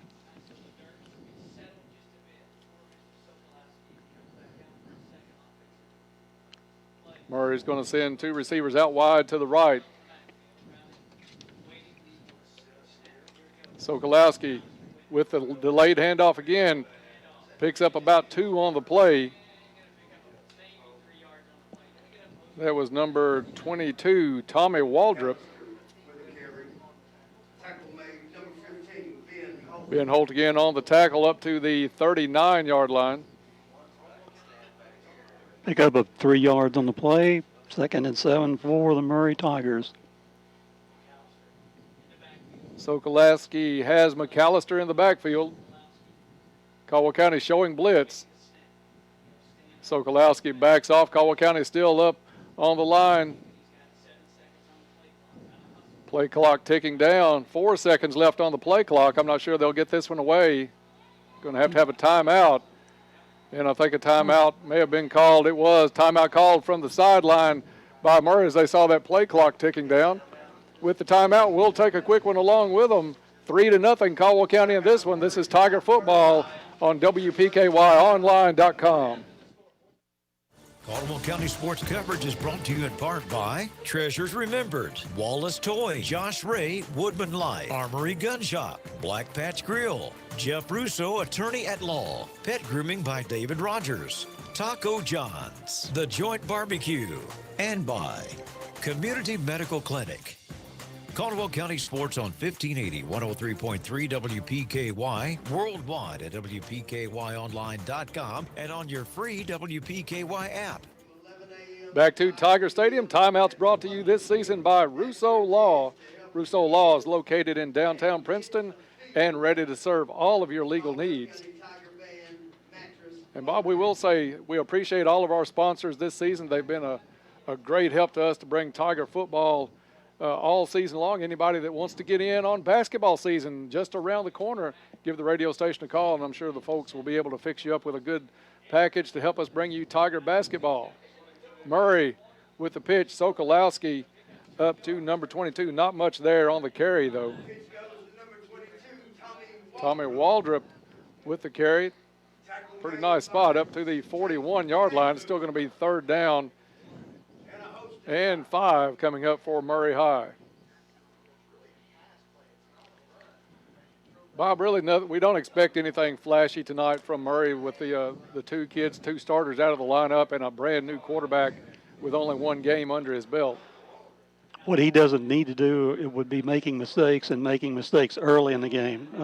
And penalty's going to go, I think that's going to be against Murray. Flag is going to be motion to call against Murray. It'll be 3rd down and 10 coming up. I think everybody got the memo, but the center did not snap the ball on that one. And everybody was moving but the center, so maybe he's too cold. Ears are cold. And it's really hard to start a play without that guy being involved. So it's going to back Murray up to the 36-yard line. And speaking of the Murray center, he's one of the larger players on the team. He's close to 300 pounds. Murray empties the backfield, goes trip set to the right. Sokolowski sets up the screen, complete at the 37-yard line, gets it up across the 40, but well short of a 1st down. Going to be marked at the 42-yard line is where they're going to put this one down. 5 yards short on that one, so it'll bring up 4th down for Murray. They'll drop into punt formation. We'll send Barron Wells back deep for Caldwell County. And that was a design play not to put the ball deep in the air. Caldwell County had some pressure, straight up and down kick, not going very far. In fact, takes a Caldwell County bounce, hits a Murray player at the Caldwell 40-yard line. But that one very close to being blocked. A couple of Tigers in the backfield had a good shot at that one. They did rush the Murray punter enough to where he didn't really get a good forward kick on it. Went pretty high. Looked like a Bob Hayes wedge shot on the golf court, sky high. And you didn't see the green anywhere around it, did you? I said, my wedge shots, and where's the green? Well, there it is. Bashir comes out. He's going to put 3 to the right. Wells alone to the left. Bashir keeps it, and he's going to get hit in the backfield, drop for about a yard loss. Number 57 for Murray with that tackle. 57 is Alexander Schultz. So actually they're going to spot it back at the 30. Well, no, the side judge is standing on the 39. So a yard loss on the play. 2 receivers each way. Bashir drops back, got some protection, throws up the field sideline, complete to Van Hoosier, it looks like over there. Out near a first down marker, it's going to be about 2 yards short. We'll see the spot on it. Good catch by Van Hoosier. That was not an easy catch. Probably the 47, 8-yard pickup on that pass play. So still 3rd down and 3 for the Tigers. 3 backs in the backfield with Bashir. Going to give it to Hollowell and just try to power it up the middle. He's going to be stopped short of a first down. They're only going to spot him to the 48-yard line. 4th down and a short 2. Caldwell players wanting, you can see them waving, we want to run this one. Caldwell County going to keep the offense on the field. Holt, Van Hoosier, and Hollowell in the backfield. Bob, this is setting up to where we're going to run. You see if you can stop us. Van Hoosier scoots over by Holt. Handoff to Hollowell. He's hitting the backfield. And Diggs, second effort, gets him up to the 50. Almost. There only had to be a fraction between the ground and his knee as he was hit in the backfield. Kept the legs churning, and the spot's going to be a Lake Barkley CrossFit first down on a great effort by De'Eric Hollowell. All on his own that time, Dennis. You're correct. Tough, hard run. Was great run. Hollowell into Murray territory at the 49-yard line. Bashir is going to put Hollowell in motion. Handoff to De'Eric. He's trying to get around the right side. Hit at the 50 and brought down. Murray strung that one out really well and nowhere to go for De'Eric Hollowell. 2-yard loss back to the 49 of Caldwell County on the play. Inside a minute left here in the first quarter. Caldwell County leads this one 3-0. 3 receivers to the left. Bashir takes a snap, wants to keep it, looks to the left, to the right side, dances around, and back to the original line of scrimmage, to the 49-yard line of Murray.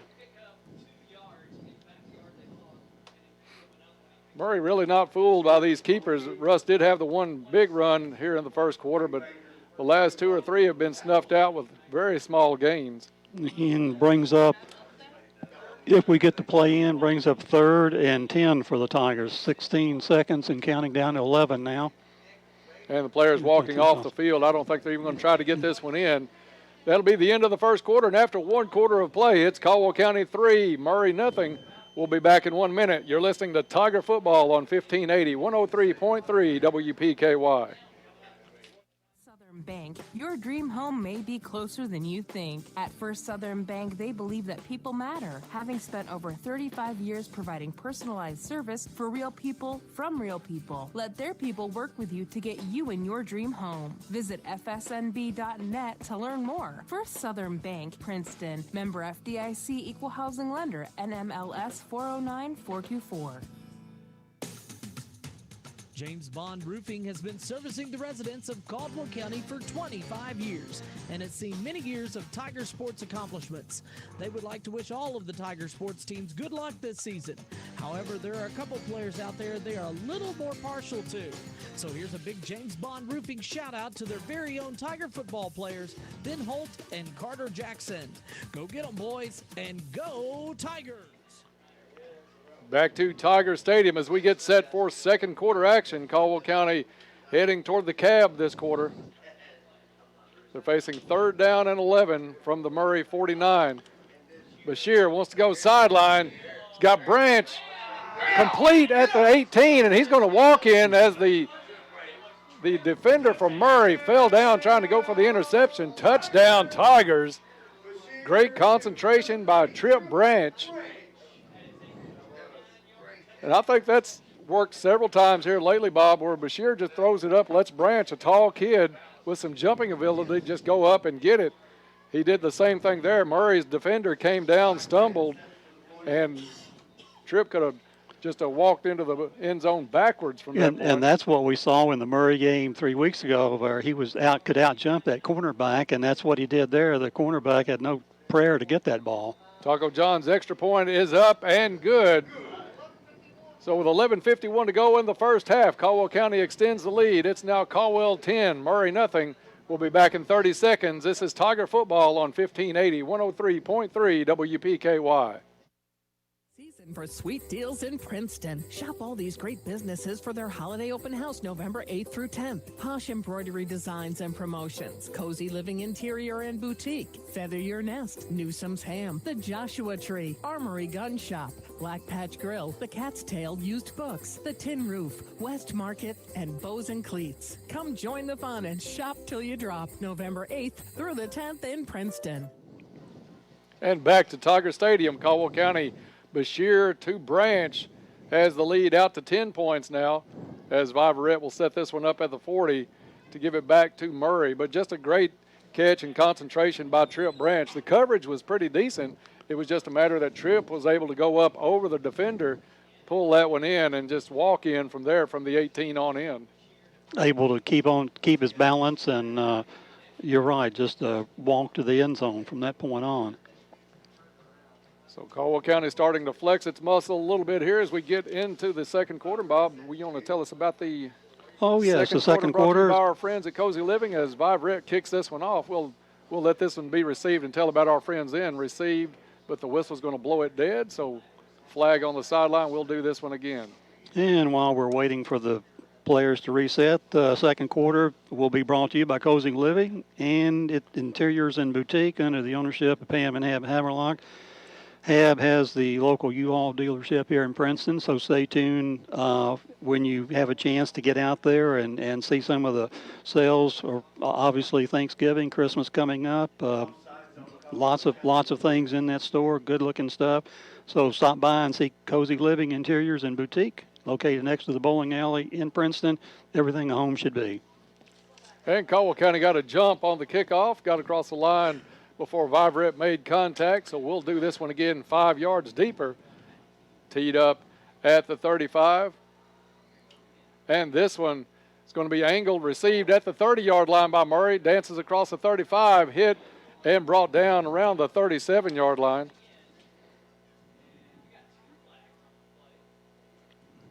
So flags on the play again. We ought to note that there is supposed to be a 7-man crew here tonight. I was counting a while ago. I could only count 6. So 2 flags on the play. So we'll see where they'll spot this one at the, it looks like the 37, 38, 37, 38. They're going to dance back a little bit here. Let's go 37 with it. 1st and 10 for Murray. A reminder to folks, illegal block below the knees against Murray. That will back them up. A reminder, live stream, of course, not available on home games in the playoffs here. So the video will be up after this one's over, that you'll be able to watch this game as soon as this game's over. So Murray gets to start their drive at the 22-yard line. 22-yard line on this one. 1st and 10.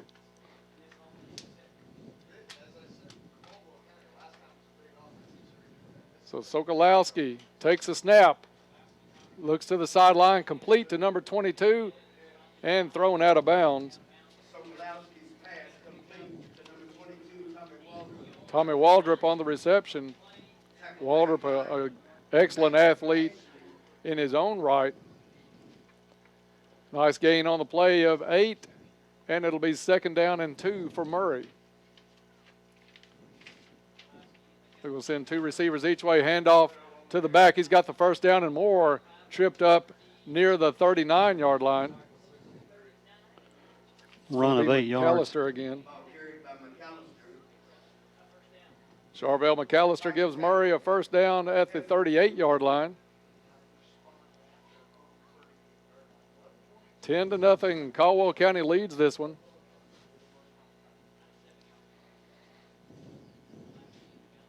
Two receivers to the right, 2 to the left. Sokolowski to the sideline, complete, and up the sideline. We'll see if that's McAllister on the catch, and I think it is. No, it's going to be Waldrop, excuse me. So Waldrop with a good run after the catch. Murray on the march. That's a pickup of 7. Maybe, let's see, we're going to spot this one. At the 47, or 40, no, they're going at the 46. Yeah. So 2nd and short coming up for Murray High.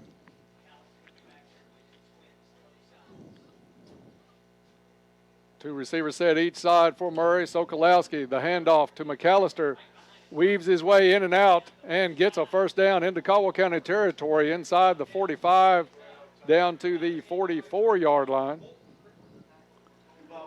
Holt on the tackle, but a pretty good run as McAllister just slipped his way through that line, found just enough opening to get down the field.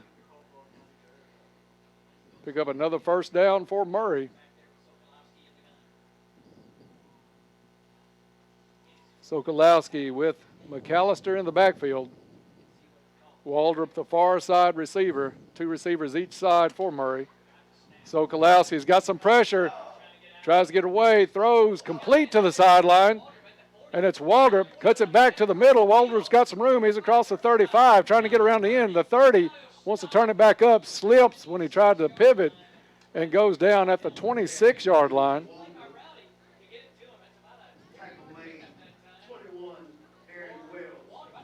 Barron Wells on the tackle, but a big gain by Tommy Waldrop. Caldwell County almost had the sack on Sokolowski. Scrambled over to the right side, and Waldrop all alone right on the edge. Definitely his last check, if you will, and he wasn't checking down. He was running for his life and just happened to see him. Good job by Waldrop to come back to the football. So Murray with another 1st and 10. Sokolowski empties the backfield, 3 receivers. He's going to try to keep it himself, and he's going to go down for a loss back at the 30-yard line. Read nicely by Caldwell County. Van Hoosier and Shaheen in on that one.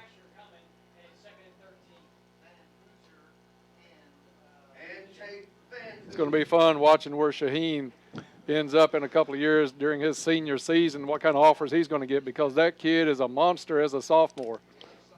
You know he's going to put on 20, 25 more pounds and maybe grow 1 or 2 more inches. Mm-hmm.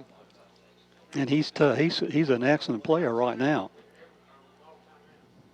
6 seconds on the play clock as Murray hustles the play in. Sokolowski tries to get everybody set. 2 seconds, 1, and they don't get it away. We'll see if a timeout was called on the sideline. And it is. Timeout called from the sideline again as Murray again having trouble with that play clock. 9:03 left in the first half. Caldwell leads this one 10-0. You can follow Caldwell County Sports all season on yoursportsedge.com. Caldwell County Sports coverage is brought to you in part by Cozy Living Interior and Boutique, Lawn Cutters Equipment LLC, Big John's Barbecue, Brantley Furniture, Bella Marie Boutique, Western Kentucky Regional Blood Center, Fredonia Valley Bank, Great Wall of China, and by Farless Realty. Caldwell County Sports on 1580, 103.3 WPKY, worldwide at WPKYonline.com, and on your free WPKY app. Back to Tiger Stadium. A Rousseau Law timeout had to be called by Murray on that one. That's twice tonight, Bob, here in the first half. They've had to spend a timeout because they couldn't get the personnel in to get the play off before the play clock ran out. That one not even close. They still had kids running on the field with about 6 seconds on the clock. A real judicial use of the timeout, I would say. Extra tight end for Murray, empty backfield, and Murray jumps out of the timeout.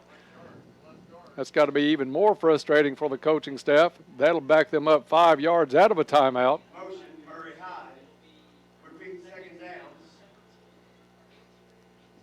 Second down and 18 coming up now for Murray. And that was where one of the linemen just stood up. Yeah, obviously going to pass block, and he got a bit of a jump start on it. Sokolowski, again, empty backfield. Drops back, he's got some pressure, hit as he throws this one up. He's got a man complete, and it's going to be touchdown Murray. Sokolowski took a hit as he delivered the ball, but it's number 8 on the reception. That's Jordan Duffy. They're all coming back, so it may not be a touchdown. Flag on the play. We'll see if it's an eligible receiver downfield.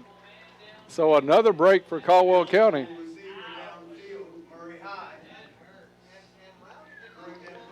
Sokolowski made a good throw on that because I didn't pick up the Tiger player coming in, but he was under pressure, taking a hit to the ribs right as he delivered that ball. Well, they haven't marked off any penalty yet, so I mean it was already at the 35. Yeah, we've got the ball spotted at 35. Referees were about ready to start the play. We haven't. Yes, let's mark the penalty off, please, guys. 1, 2, 3, 4, 5, 6. I think you're right, Bob. Only, let's see, 6 officials on the field. So there's some discussion on this right now.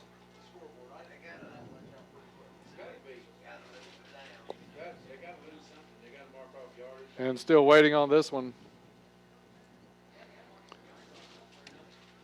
But Bob, Caldwell County dodges a bullet there, does pick up the penalty and keep Murray off the scoreboard at this point. 8:52 left here in the first half. Well, actually marking it, well, that was not the original line of scrimmage. That was a 3-yard penalty. A 3-yard ineligible receiver downfield. I'm going to put a little asterisk by that. You may as well put a segment in on officiating over the Saturday morning quarterback. These are supposed to be some pretty good officials. Supposed to be. I think they're still wanting to talk this one over a little bit. Yeah, let's move it back 2 more yards, guys. Let's make it a 5-yard penalty. So, again, the discussion goes on.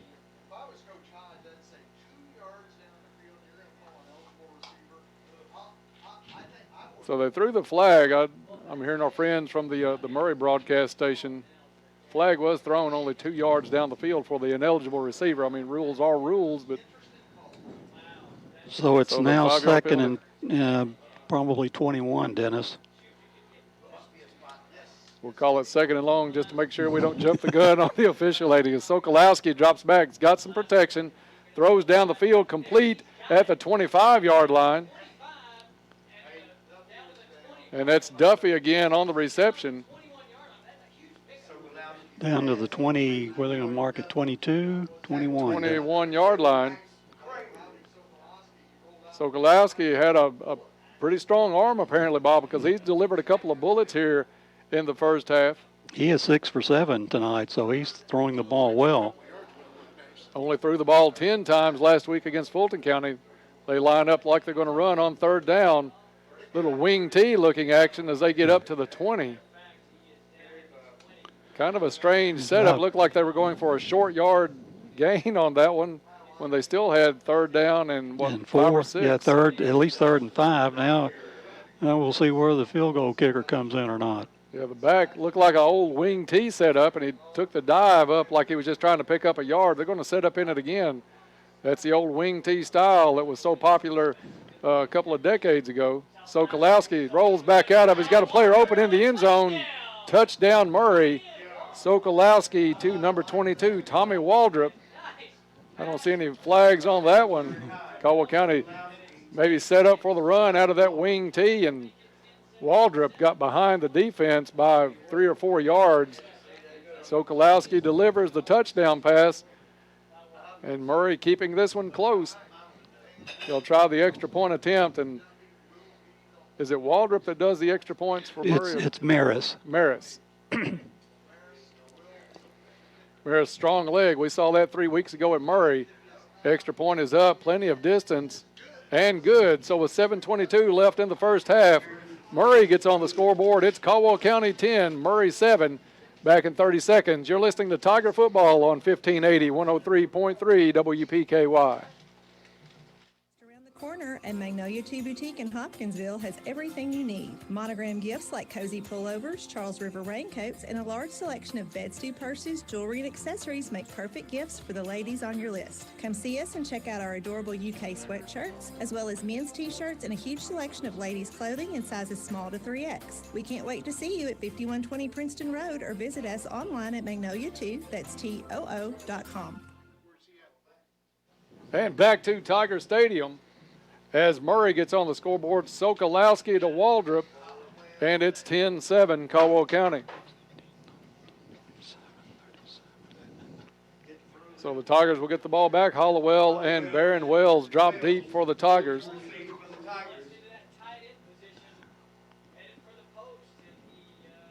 Winner of this one probably will make the drive to Mayfield next Friday night. Loser goes home and let some of the kids take a break before basketball practice starts for them. Really hoping we are on the road to Mayfield next Friday. One-step kickoff for Murray is going to be fielded by Hollowell at the 19. Gets up across the 25, finds a hole across the 35, still on his feet, and brought down just across the 40-yard line of Caldwell County. Couple of times tonight, Bob, and that one being one. Hollowell just one player to beat, and he's got a lot of green in front of him. He certainly had a lot of green. Marked at the Tiger 41. Tiger 41-yard line is where Russ Bashir will bring his offense out. He's going to bring Van Hoosier back inside. Two receivers to the far side.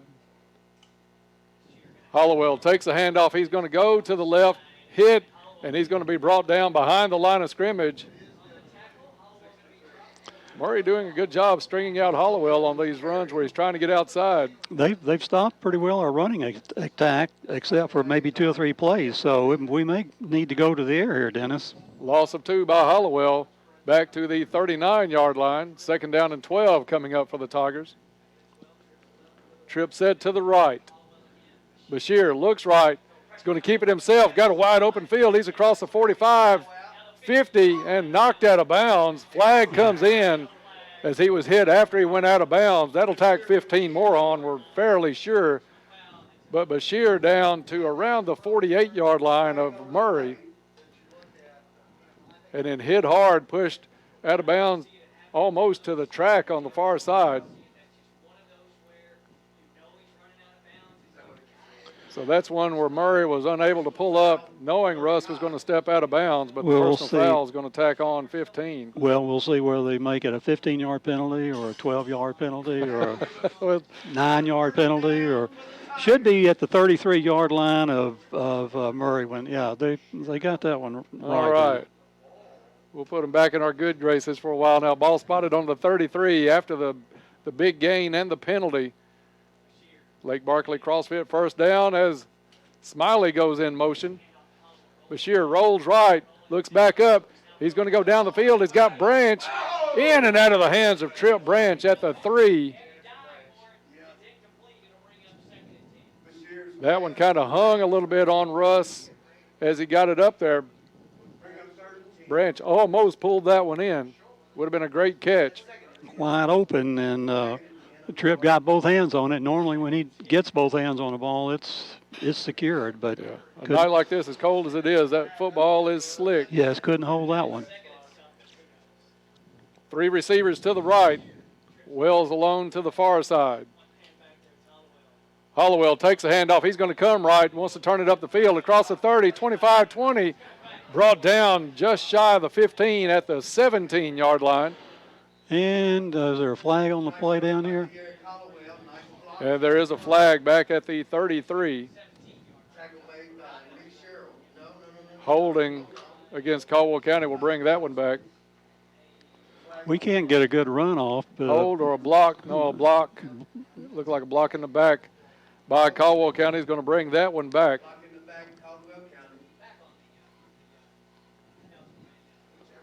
So the ball's going to be spotted at the 43-yard line now. So 2nd and 20.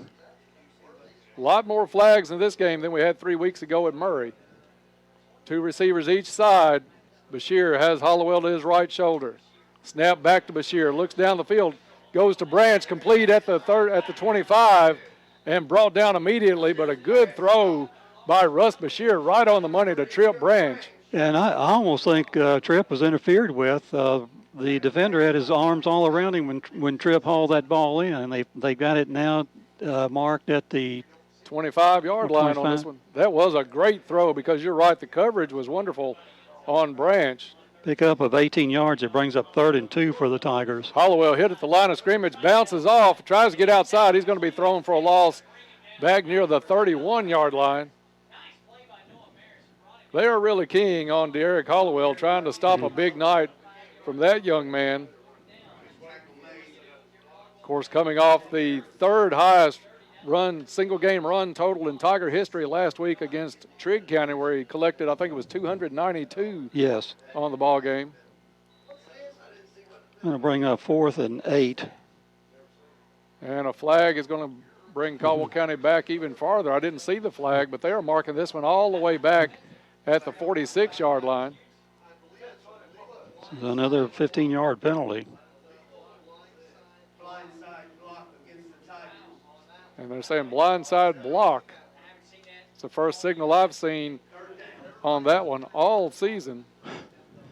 These guys not only are from out of town, they're figuring out new rules, I think, didn't they? They brought the whole bag tonight, didn't they? 2 receivers each way on that one. As Caldwell really penalized. Still third third and a country down. mile. Bashir lobs it up looking for Branch. A lot of contact and no flag. Branch unable to reel that one in double coverage. So the incompletion stops the clock at 4:44 left in the first half. That was basically a jump ball, but still a lot of contact on the way, and Branch went down, no call on it. So he will go back to his 40-yard line to make the punt. Murray's going to drop back Tommy Waldrop. Still 10-7 here late in the second quarter. Branch has to go get it, rolls, puts the kick up. Nice kick by Branch. It's going to hit and be downed at the 20-yard line. We're going to take it to the 19. Actually, it was touched at the 20 by Caldwell County. But they're going to take it all the way back to the 19.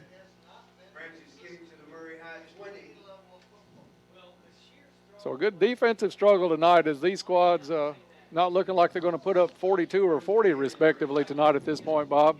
Murray's going to come out and take control of this one at their own 19-yard line. So Kalowski is going to be in the backfield out of the shotgun in place of the injured Utley, and we wish that kid well because he had a great season going at this point, and getting several looks from some small colleges around the area. Play clock down inside of 10. 2 receivers each way for Murray High. 2 seconds on the play clock. They do get it away this time. Pitch out goes to 12. Tries to turn it up the field. Maybe picks up a couple of yards on the play. Charvel McAllister on the carry. Ball spotted. They're going to give him 3 on the play up to the 22-yard line. 2nd down and 7 coming up for Murray.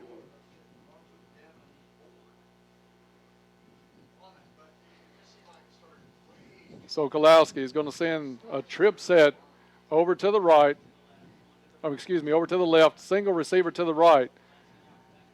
Sokolowski throws. Looked like a flag came out. Throw is incomplete.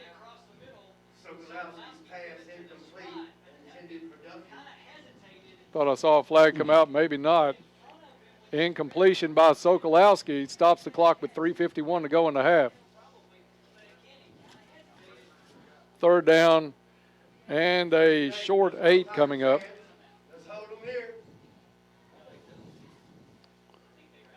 Stay tuned in just a few minutes for the Little Caesars halftime report. We'll have Bob Hayes with all the stats from the first half. And a flag did come out, Bob. I thought I saw one. Motion against Murray. That one's declined. So Murray is, like you say, Dennis, now facing third down and short 8. Trip set to the left. Sokolowski looks left, wants to go down the field. He's got a man open at the 33, complete, up and pushed out of bounds near the 36-yard line. That's number 8. Is that Duffy? Jordan Duffy on the reception. No flags on the play, so Murray able to pick up the first down and keep this possession going out to the 37-yard line. Sokolowski's been impressive tonight, Bob, as a backup stepping in. He's 8 out of 10. In a playoff game. It's going to be Sokolowski on the keeper. Lowers his head, gets it up to the 40-yard line.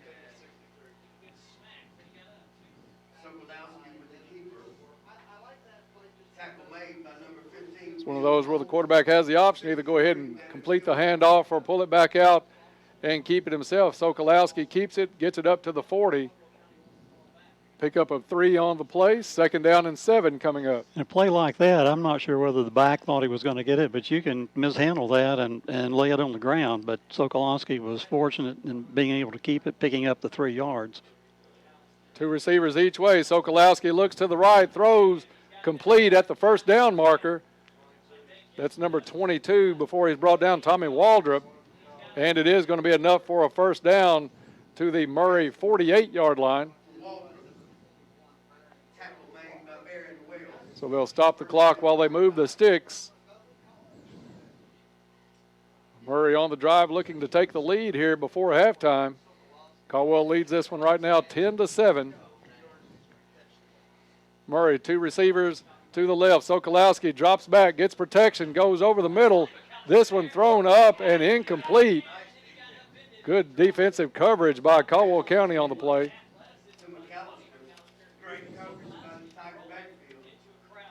It was Max Ashley leading a group of Tigers to keep Murray from completing that pass. Sokolowski's got a strong arm, Bob. He's got a little hitch in it, but he gets the ball out there really quick. We saw him in warm-ups throwing fairly easy, 30, 35, 40 yards. Sokolowski quick to the far sideline. That one's dropped. Incomplete at the 45-yard line of Caldwell County. Jordan Duffy, the intended receiver, just couldn't haul that one in. And Bob, I know the kids wear the gloves nowadays, and they've got a lot of grip on them, but you're still talking about a football in basically freezing temperatures. It's a challenge, and a challenge that Sokolowski has weathered well. It's hard to throw the ball being it's cold. Big third down play coming up now for Murray, 3rd and 10.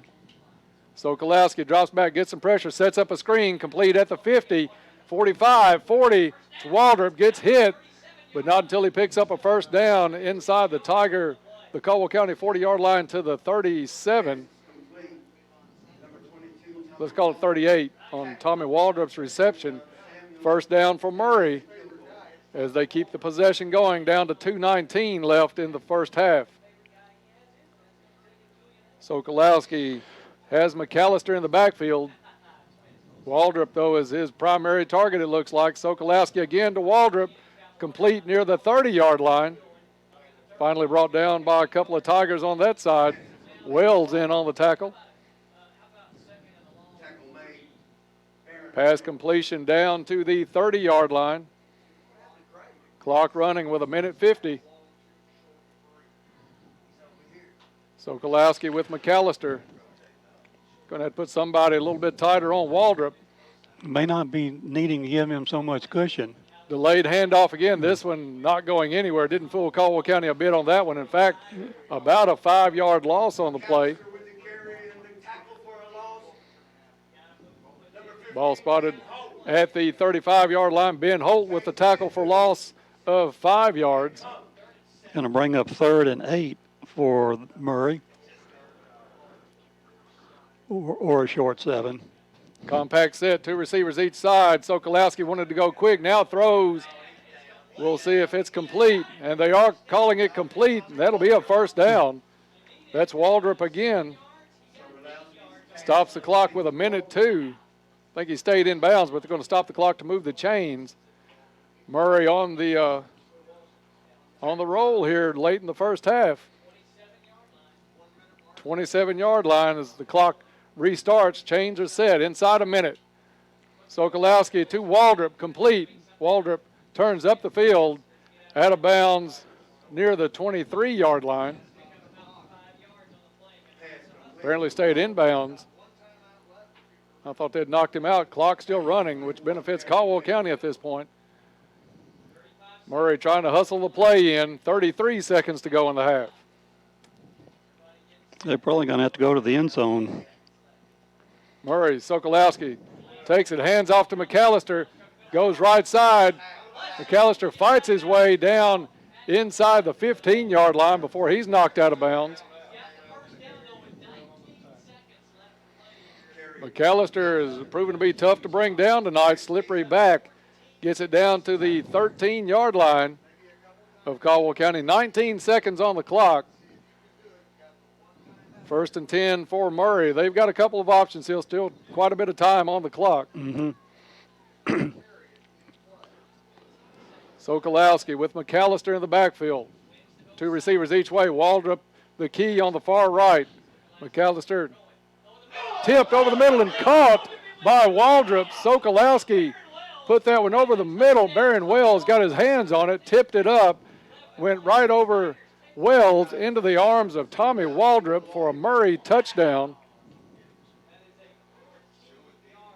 And that one goes from being a great interception, and we go in leading at the half. Now Murray up, trying to tack on the extra point.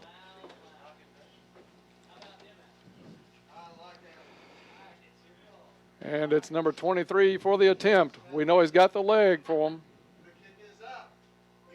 Kick is up and good. So with 13 seconds left in the first half, Murray on a 14-0 run has taken the lead. It's Murray 14, Caldwell County 10. We'll be back in 30 seconds. This is Tiger Football on 1580, 103.3 WPKY. This community is as important to you as it is to us. We invite you to join us weekdays for our WPKY local newscasts at 6:30, 7:30, noon, and 5.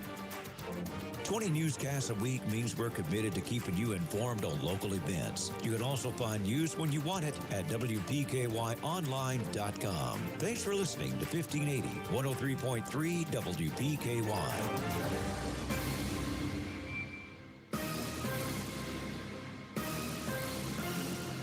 You're listening to Caldwell County Football on WPKY. Back to Tiger Stadium. I think, Bob, a stunned crowd here at Tiger Stadium. Caldwell County playing at home. Murray had to go on the road, lost 2 starters, and including their starting quarterback. Somehow found a way to take the lead as we have 13 seconds before halftime. Murray 14-10 over Caldwell County. Wells had decent coverage on that one. The ball just tipped up, and the receiver happened to be behind Wells. Waldrop reeled it in for the score for Murray. Little Caesars halftime report coming your way at halftime. We'll have all the stats of the first half. Kick is going to be angled. It's going to be Wells receiving it at the 17-yard line, turns it up the field, trying to get around the side. He's going to be hit and brought down just shy of the 30-yard line. And Caldwell County is going to have time for one play. We'll see what they do with this one, but Bob, a really surprising first half here in this one.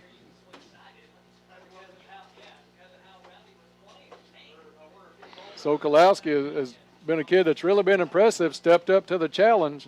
I think we got him where we want him, Dennis, because we trailed by 6 at Murray. Now we're only trailing by 3. Caldwell County is going to go into what, in effect, is the victory formation, just to kneel down and run the clock out. There's the whistle, and we're at halftime. At the half, it's Murray 14, Caldwell County 10.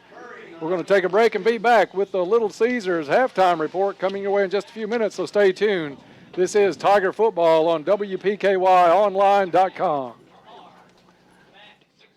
41,945,600 inches, 886,828,800 feet, 295,609,600 yards, 167,960 miles. That's how far the staff at Pennyroyal Hospice traveled last year to serve clients in their 5-county area. If Pennyroyal Hospice traveled 6 3/4 times around the world to serve last year, imagine what they can do for you and your loved one today. Pennyroyal Hospice, living to the fullest. Shop local, buy local, save big deals. It's here. The Loyal Listener Big Deal Store is online and waiting for you to shop and buy gift certificates to local businesses. Go to WPKYonline.com. Click on Loyal Listener Big Deals. Here you'll find dozens and dozens of gift certificates. Some you'll even be able to redeem from your smartphone. Shop and buy 24 hours a day and save a ton of money in the process. Save on oil changes, dining out, haircuts, car washes, and more. Our store never closes, but you better hurry. You never know how long each deal will last. WPKY, we're working hard for you. And thank y'all for being here, WPKY, for a great job y'all do on it with the community and being out and being involved on everything. Great. Hey, y'all's programs are great. And what about those sports teams that we have on, Tigers, Lady Tigers on it? Just awesome that what we're able to do with them on it. Thanks for your kind words. We're working hard to serve Caldwell County and you. 1580, 103.3 WPKY. The holidays are just around the corner, and Magnolia Tea Boutique in Hopkinsville has everything you need. Monogram gifts like cozy pullovers, Charles River raincoats, and a large selection of bed stew purses, jewelry, and accessories make perfect gifts for the ladies on your list. Come see us and check out our adorable UK sweatshirts, as well as men's t-shirts and a huge selection of ladies' clothing in sizes small to 3X. We can't wait to see you at 5120 Princeton Road, or visit us online at Magnolia2, that's TOO.com. If this community is as important to you as it is to us, we invite you to join us weekdays for our WPKY local newscast at 6:30, 7:30, noon, and 5. 20 newscasts a week means we're committed to keeping you informed on local events. You can also find news when you want it at WPKYonline.com. Thanks for listening to 1580, 103.3 WPKY. Don't be left out in the cold this winter. Fortner Gas is ready to keep you warm. Fortner Gas is available 24/7 and will always take care of their customers when other companies leave people in the cold. Just contact Fortner Gas and schedule a propane delivery to your home or business. They want your business and will prove that to you. You can count on Fortner Gas in Princeton to keep you warm and toasty this winter. Doesn't that sound good? Fortner Gas, since 1951.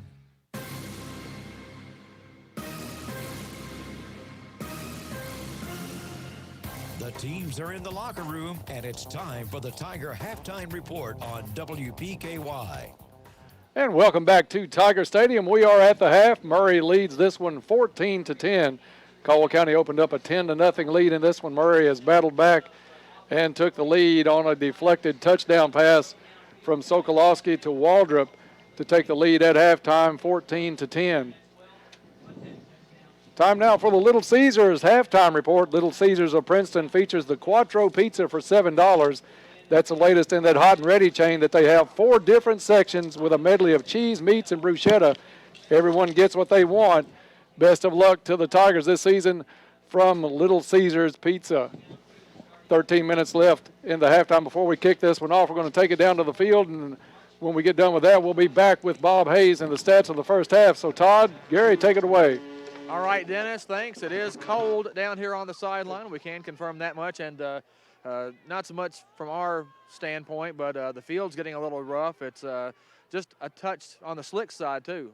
Well, you could see that players weren't getting all their cuts in some of these passing game, and even in the running game, you could see more negative plays than usual. And yes, the defenses are doing well, but it's not as easy, and you have to be choppy with your feet, and you can't make those good cuts. I think it's affected both teams, actually. You get in a playoff game like this, and we expect it to be a good game, even with the injuries Murray's had. And, you know, sometimes it's just a break here or there. On the Murray touchdown pass right before halftime, it looked like Caldwell County had a chance to pick that off. It bounced off a defender's hands and went right to Waldrop for the touchdown. So Murray's up 4 here, but Caldwell County able to move the ball some there in the first half, Gary, but not finishing off drives the way they need to. Now, we had to settle for a field goal early to go up 3-0. We did get the 49-yard pass play to Branch.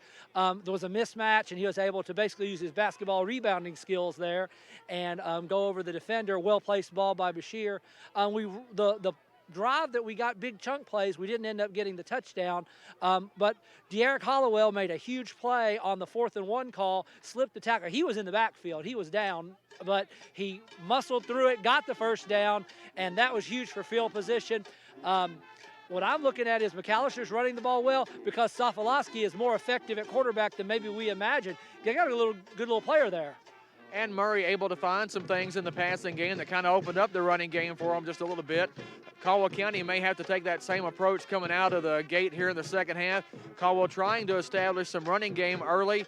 As you mentioned, the big play on the pass play got him on the scoreboard with a touchdown, but just not able to really get De'Eric Hollowell unleashed the way they want to. No, I think that they are more effectively running the ball because Sokolowski has been able to open it up to Waldrop. Early, when the passing game wasn't established, we were able to key in on McAllister, and we were getting punts. Now, he's moving the ball down the field on third down plays, so we're going to have to now game plan a little bit for him and Waldrop, and that may open up some run, but we may have to take some chances in that.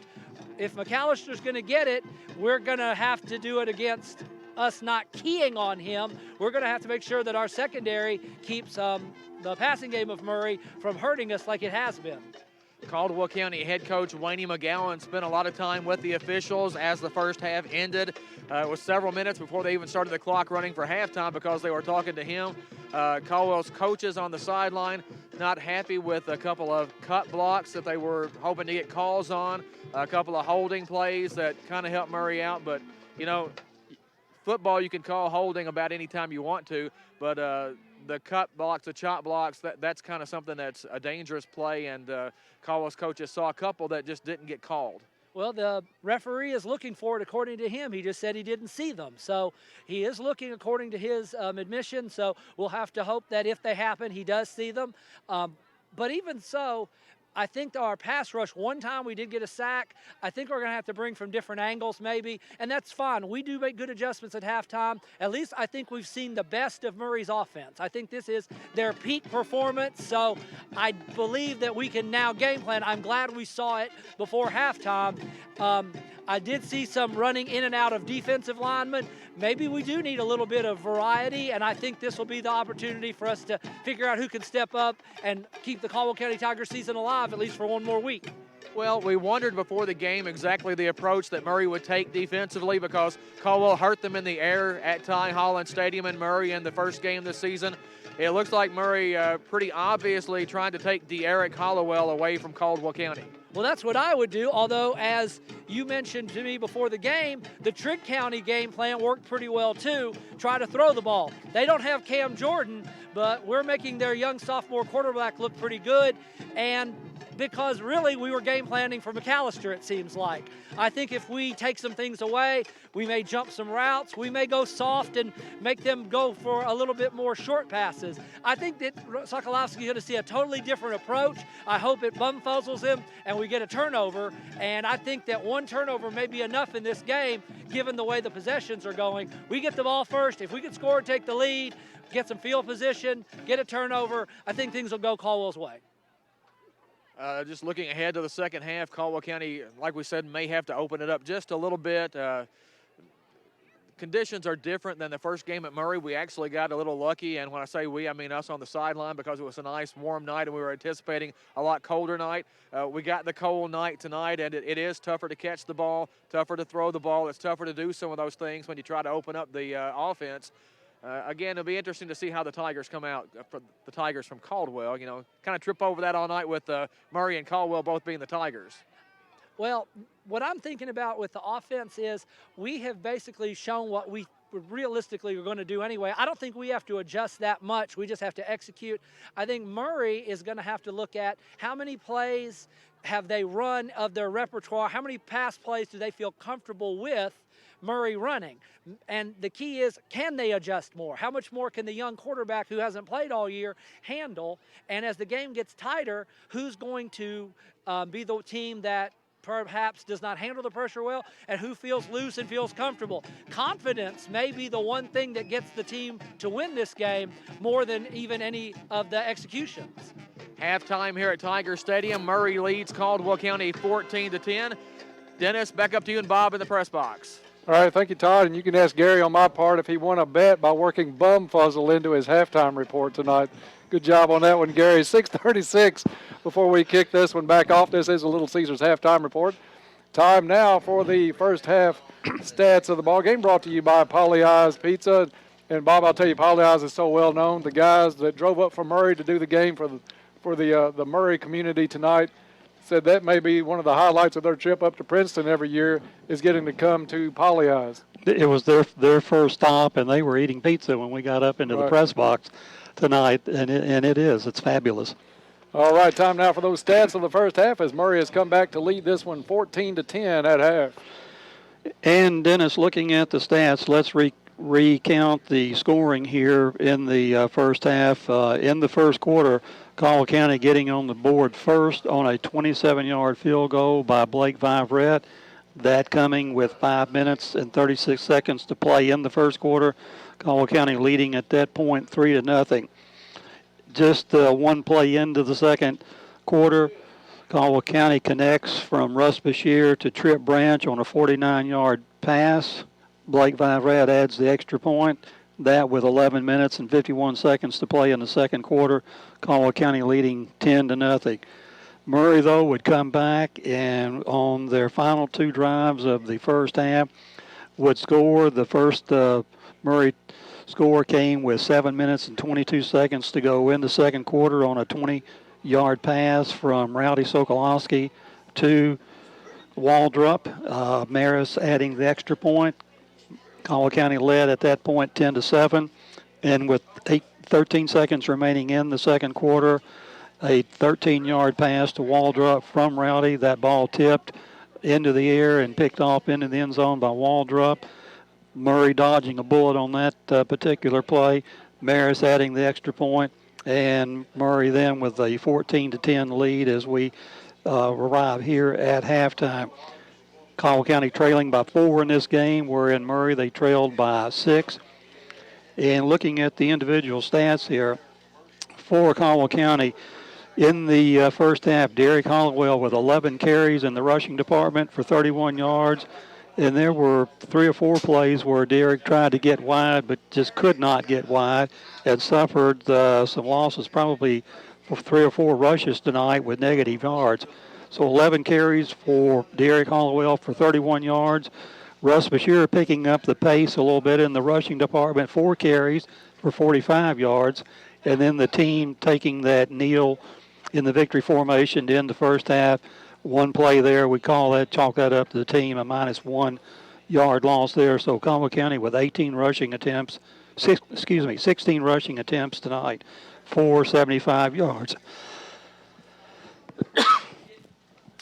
And in the passing department, Russ Bashir, 6 out of 9 with 1 interception.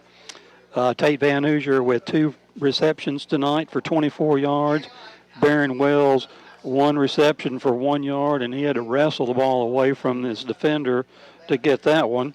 Trip Branch, 2 catches for 67 yards, one of them resulting in a 49-yard touchdown pass. Tripp with the only touchdown of the night for the Tigers.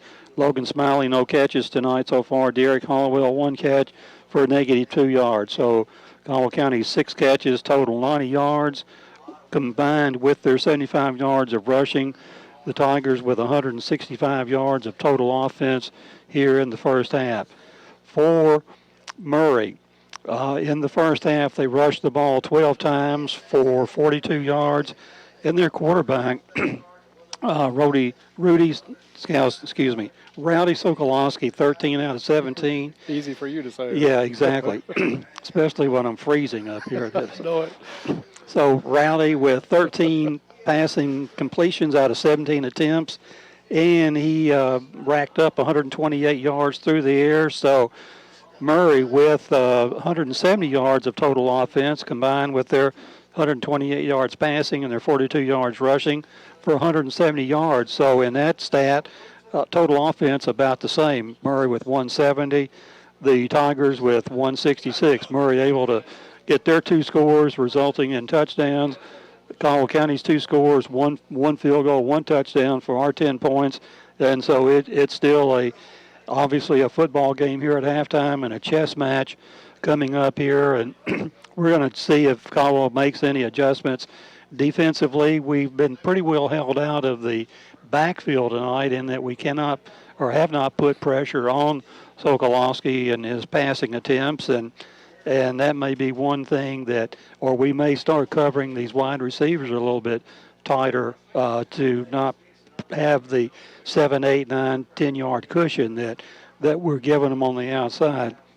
So a lot of football remaining to be played here at halftime. Murray will get the kickoff to start the third quarter, having won the toss and deferring prior to the game. And so Tigers are back on the field now. Murray is now just making their way out of the locker room. So, Dennis, that's what we have here at halftime. So the Murray has come out, kind of shut down Derek Hollowell to this point. Kid that came in averaging about 120 yards a game, especially after that monster effort last week against Trigg County. Only 31 yards so far on the night, so maybe we can get Derek on track a little bit here in the second half. But we've got to stop some of that rhythm between Sokolowski and Tommy Waldrop. Those two hooked up quite a bit, especially on that last drive. It looked like every other receiver was just a decoy for Murray because they were going to go to Waldrop so much. So we'll see what Caldwell County adjusts and takes care of Waldrop and Sokolowski on that connection as we get going here in the second half. We'll get to find out pretty early because Murray did win the toss tonight, deferred to the second half, so they will receive the ball to start the second half. That's been the Little Caesars halftime report, brought to you by our friends at Little Caesars of Princeton, featuring the Quattro Pizza for only $7. That's a pizza you can go out there and get. It's hot and ready, and it has 4 sections, cheese, meats, bruschetta, every section different. So go out to Little Caesars, give those guys a try with the Quattro Pizza, and let us know what you think about that one. Well, they usually put 3 minutes back on the clock. I'm not sure if they're going to here. I was going to take a quick break. We'll see. I'll tell you what, let's go ahead and take a quick break, John, and be back and get ready to kick off this second half. Right now it's at halftime. Murray leads this one 14-10. This is Tiger football on 1580, 103.3 WPKY. What does your morning sound like? Itsy bitsy spider, rock-a-bye baby. She's finally asleep. Hi, welcome to McDonald's. Can I get a sausage, egg, and cheese McGriddles, please?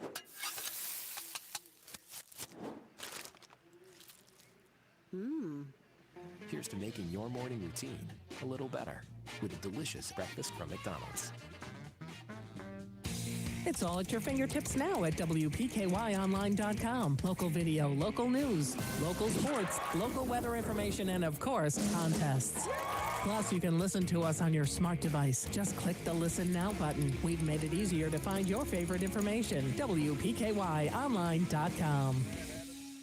The surgery team at Caldwell Medical Center knows the only minor surgery is surgery happening to someone else. So why complicate an already stressful situation with travel plans or a long commute? Our surgeon, Dr. Sue Petty, and her team of skilled nurses and technicians provide the highest quality of care right here in the comfort of your own community, close to your family and support network.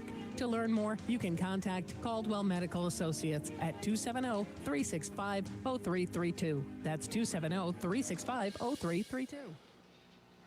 And we are back to Tiger Stadium at halftime. It's Murray 14, Caldwell County 10. We're just about a minute and a half away from kicking off the second half. Murray will get first ball to start that second half. Bob, this is a playoff game. We knew coming in it was going to be tough. We had a 2-point ball game at Murray just 3 weeks ago.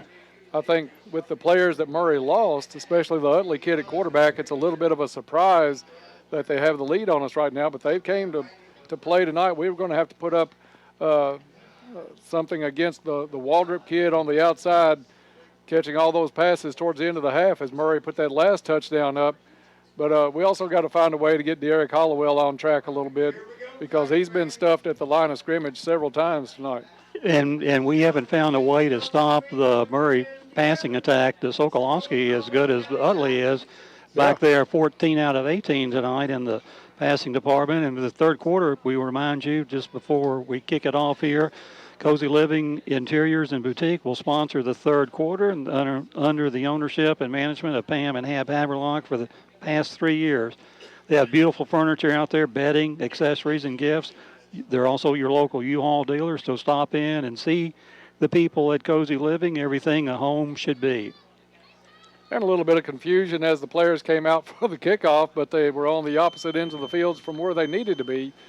So we're getting that straightened away. Viverette's going to tee it up at the 40 and get set to put us underway here in the second half. Of course, the winner of this one more than likely will get a trip to Mayfield on the schedule for next Friday night. Mayfield playing Fort Campbell tonight.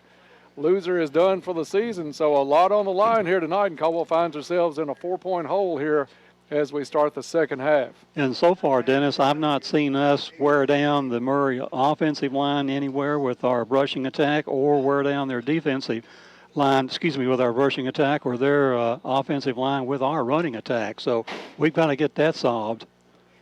Kick is underway from Viverette, fielded at the 10-yard line. Murray gets it to the far right side, hit and brought down shy of the 30. Pretty good coverage by Caldwell County on the kickoff. So Sokolowski will come out with the offense and a 4-point lead. Ball is going to be spotted at the 29-yard line. Jack Stevens and Hensley on the tackle on special teams. And we'll see right off the bat what changes that we have made coming out of halftime here with our defensive strategy. We'll find Waldrop lined up in a 2-receiver set to the far sideline. Sokolowski will have McAllister in the backfield. McAllister playing a deep back. Now he's going to come up level with Sokolowski. Handoff to McAllister. Wants to get around the right side. Turns it up the field. Picks up decent gain on first down. They'll give him the 33-yard line on the carry. Actually going to give him a really good spot out to the 35-yard line.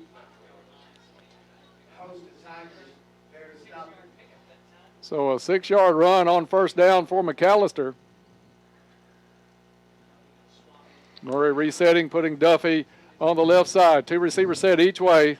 Sokolowski takes it, hands off to McAllister. Flag on the play. Sokolowski is going to be dropped for about a 2-yard loss.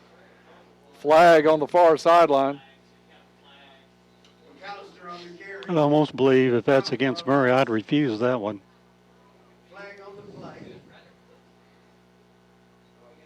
And we're going to have a referee stopping the clock where they'll talk about this one a little bit. Procedure call is going to be against Murray.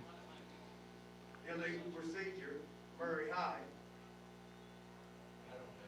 And it's going to be declined, like you said, Bob, and bring up third down. Actually, second down. Second down, excuse me. 2nd and 12. No, they're going to mark it off. I wonder if that's one you can't refuse. Well, the umpire gave the signal that it was declined, so we don't read too much into that a lot this season. We've come to find out. Pass looking for Waldrop, this time off the mark, incomplete to the far sideline. And where have they marked that ball? At the 29? Let's see. We'll see where they put it down this time. 28-yard line. Max Ashley is up a little bit tighter on Waldrop in these sets. Waldrop this time is going to go back on the line of scrimmage. And a 4-receiver set to the left side for Sokolowski. Empty backfield. Sokolowski sets up the screen. It's going to be incomplete. Almost a great play by Van Hoosier. Snuck in there, and he was blocked in midair trying to make that interception. Going to bring up 3rd and 11. Big down. Or they do have 4th down. Okay, 4th. I think they just missed flipping that one over just a second ago. So 4th down coming up for Murray. That's going to drop Barron Wells back deep for Caldwell County. So a good stand by that Tiger defense as Murray had found some rhythm late in that first half. Big kick. It's going to be bobbled on the ground. And we'll see if Caldwell County looks like they were able to cover it up. Wells couldn't bring it in, but a great play. Who got on that? Caldwell County. Did Barron get on that one? No, Barron was down. I think it was number 17. I think that's Orange, isn't it? Riley Orange with a big heads-up play to keep Caldwell County with possession. Lost about 12 to 14 yards on the bobble, but Riley Orange saves it for Caldwell County.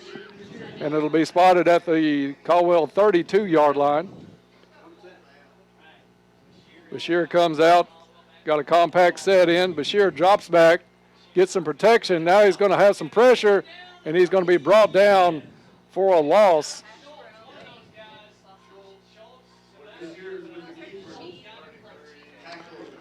Back at the 28. 28-yard line. Good coverage down the field by Murray as Bashir unable to find anybody to throw that one to. 2 receivers to the far side, extra tight end for Caldwell County. Murray showing blitz from the corner. Bashir takes it, hands off to Hollowell, hits the line, and not much there for De'Eric Hollowell. Tries to push the pile, and they may give him the 31. 32-yard line. Good strong run by Hollowell. He actually picked up 2 yards on that one just by moving the pile from the 32-yard line. So we're back to the original line of scrimmage. 3rd down and 10 for the Tigers. 2 receivers each way. Bashir takes a snap, drops back.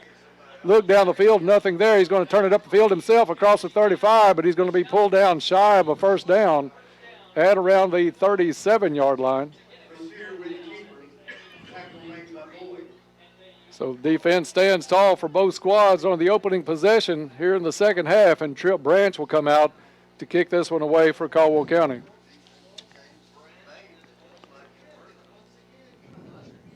Waldrop drops deep for Murray. He's around his own 35. Branch rolls with the rugby-style kick, gets it away. Fair catch by Waldrop at the Murray 36-yard line. 8:49 left to go in the 3rd quarter. Both teams have had 1 possession here in the 3rd, and neither team could move the ball. So Sokolowski will come out for his 2nd try here in the quarter.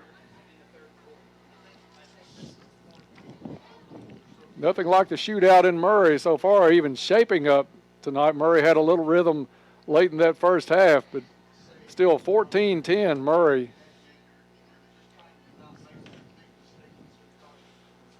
Sokolowski comes out with McAllister in the backfield. He's got Waldrop on the far side. Handoff to McAllister, comes left, hit at the 40, rolls over the tackler up to the 41-yard line. 54 on the tackle for Caldwell County, and that's Elijah Shaheen.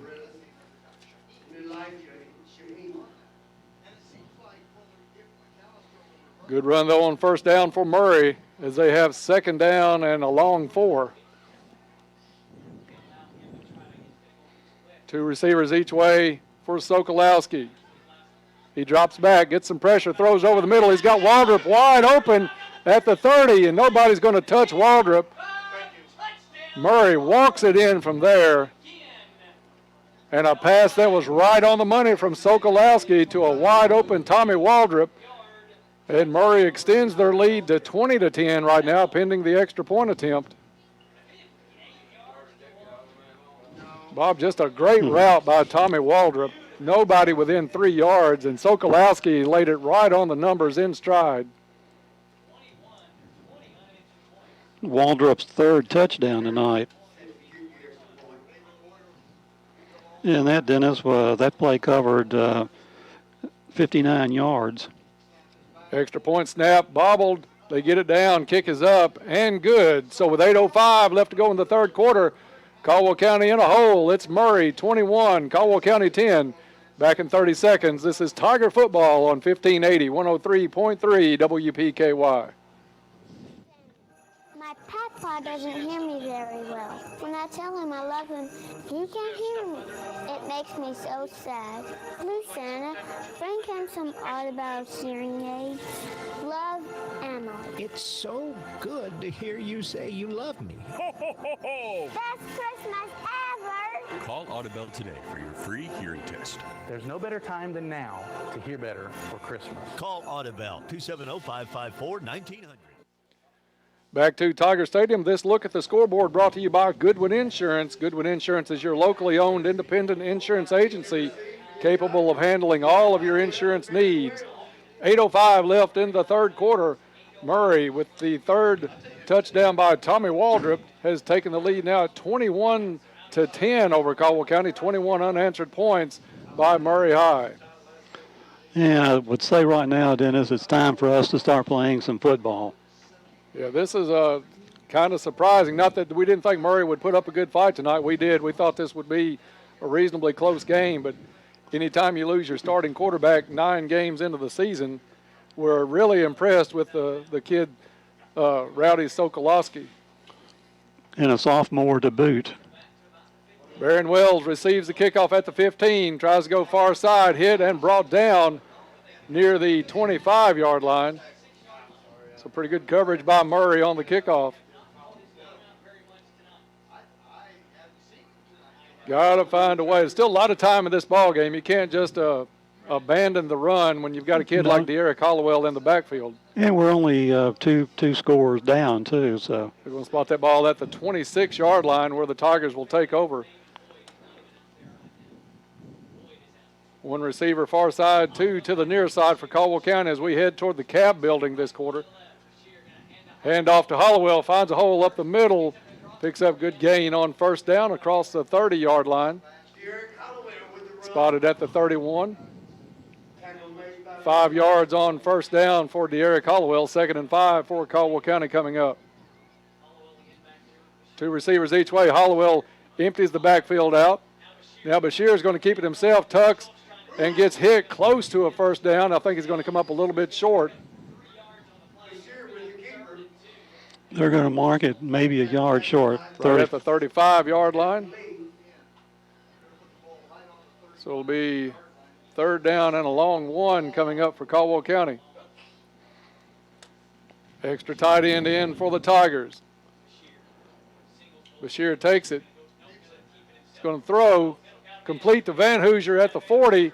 Van Hoosier fighting across the 45, still digging. And Van Hoosier with a man-sized run after the catch. Gets the ball all the way out to the 45-yard line. Caldwell sideline looking for a little flag as the whistle blew and Van Hoosier pushed right at the whistle. Good job by Tate Van Hoosier. Lake Barkley CrossFit first down for Caldwell County. We haven't said that anywhere near enough tonight. Bashir, handoff to Hollowell. Hollowell picks his way for about 2. Out to the 47-yard line. Smiley comes in. Ben Holt's going to come out of the ball game. Wills, Van Hoosier, and Smiley. Far side trip set. Trip Branch near side. Bashir fakes a handoff, keeps it himself, gets up across midfield and into Murray territory at the 49-yard line on the keeper. Third down and a short 5. Heavy backfield for Caldwell County. He's going to put Van Hoosier in motion. Pitch is going to go to Hollowell. Hollowell trying to get around the left side. Got some room, gets to the sideline, pushed out of bounds. But a big gain all the way down to the 38-yard line of Murray. Lake Barkley CrossFit first down, Caldwell County. Good blocking on that one from the snap of the ball, Bob, as Hollowell's probably the best chance that he's had to get around the corner all night tonight. Well, they had blockers out in front of him on that power package that we put in. Tate got a nice block on that particular play. Trip set this time to the right side.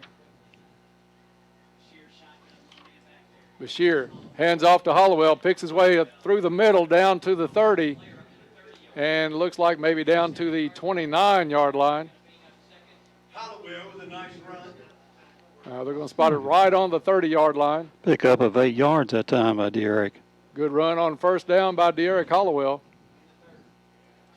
Bashir puts player in motion. That's Wells, comes across. Quick hit over to Barron Wells, complete at the 35. He's across the 30, 25, still on his feet at the 20. Dodges a couple of tackles inside the 10, still fighting down inside the 5. And a nice run by Barron Wells. Hit 3 or 4 times on the run between the 35 and the 3, where he's finally brought down. But Caldwell County knocking on the door there with 4:59 left to go in the third quarter.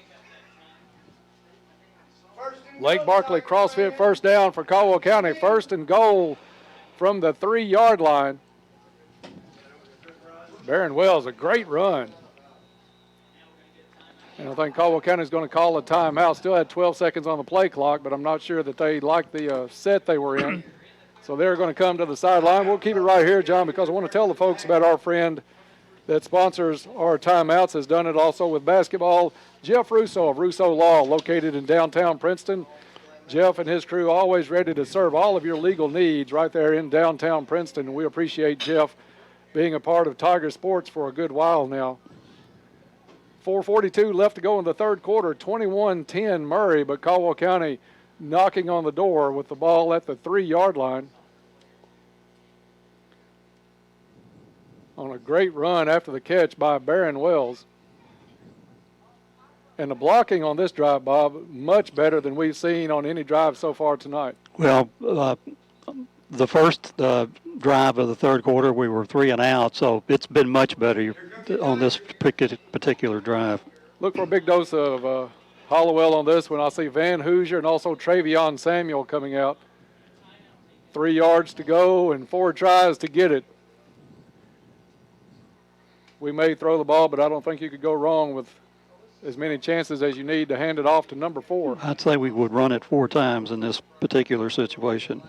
Caldwell County lines up only one outside receiver. That's Trip Branch. Direct snap, Wildcat to Hollowell. And he's going to get hit in the backfield and drop for a loss all the way back to the 7. Caldwell shifted, and the Wildcat snap went to Hollowell. Flag on the play? And a hold, yes, a flag on the play, hold on Caldwell County.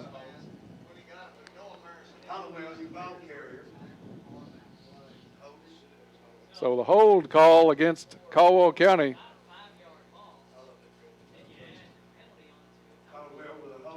So the ball is going to end up being spotted at the 17-yard line, where it's first and goal from the 17.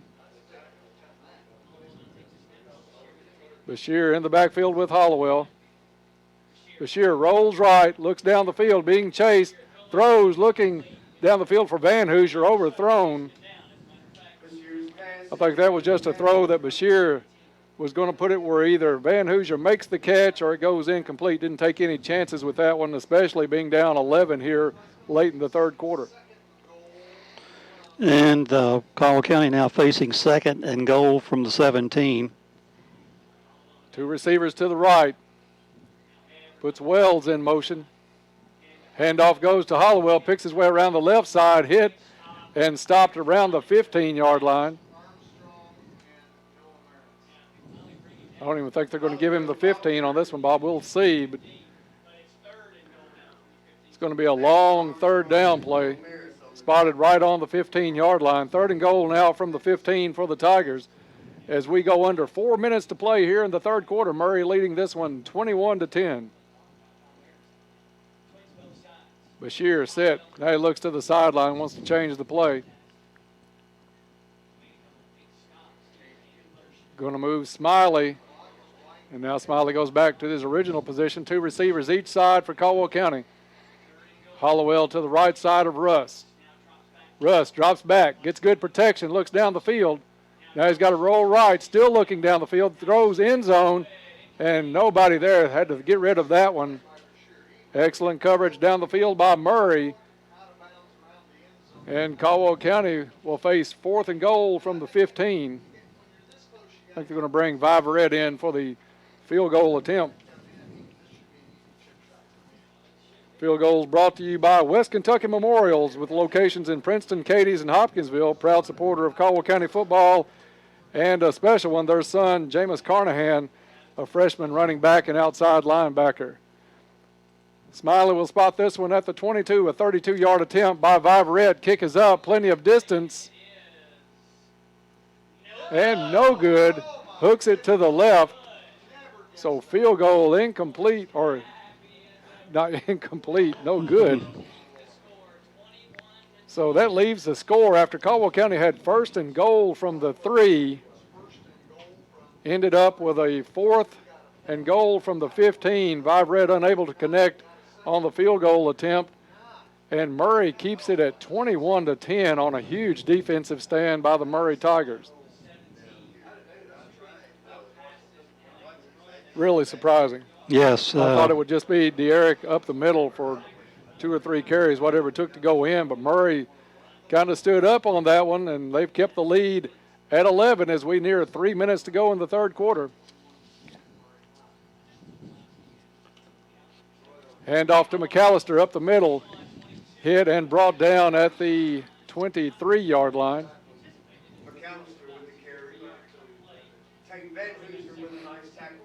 Van Hoosier on the tackle for Caldwell County. Bob, this is a big defensive stance. I don't think on a night like this you can really give Murray any more points on the board right now. We can't afford to give up any more. We haven't really moved the ball since what we scored on the first play of the second quarter, so it's been a while. Sokolowski's got McAllister in the backfield, 2 receivers each way. Waldrop, the receiver on the far right. Sokolowski looks back, comes near side. This one thrown into good coverage, incomplete. Caldwell County had a couple of defenders in the area, Max Kramer and Max Ashley. So we had a couple of receivers right there. Not sure which one he threw to, kind of threw in between them, but both receivers were well covered by Caldwell County. 3rd down and 7 coming up now for Murray. Incompletion stops the clock with 2:32 to go in the third quarter. Trip set to the right side for Sokolowski. He drops back, gets some pressure from Shaheen from the back. Now he rolls, throws, incomplete. And I don't know that he went across the line of scrimmage, I thought. No flags on the play, but Bob, he came a long way up the field before he made that throw. I'm like you. Either way, Caldwell County's defense holds, and we'll get the ball back. Should be in pretty good field position. Barron Wells back for Caldwell County. Maris, the field goal kicker, also the punter for Murray.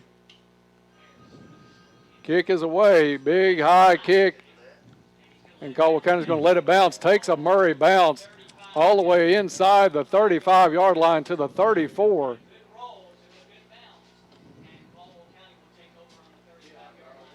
Wells made the decision not to fair catch that one. Tough not to catch a football, as he had the last one kicked to him, kind of went off his hands, covered by a Tiger, but about 15 yards, 12 to 15 yards back. So Caldwell County is going to take over at the 35-yard line. Got Hollowell in the backfield. Just a single receiver each side for Caldwell County. Bashir gets the protection, looks over to the sideline looking for Branch. Tripp goes up and incomplete. I thought Tripp had it all the way to the ground, just could not hold on to it. The coverage was there, but that was another one of those, Bob, we've seen 3 or 4 times tonight where Bashir throws it up and Branch just basically goes up for a jump ball. Had that one for a long time. Came down, just could not hold on.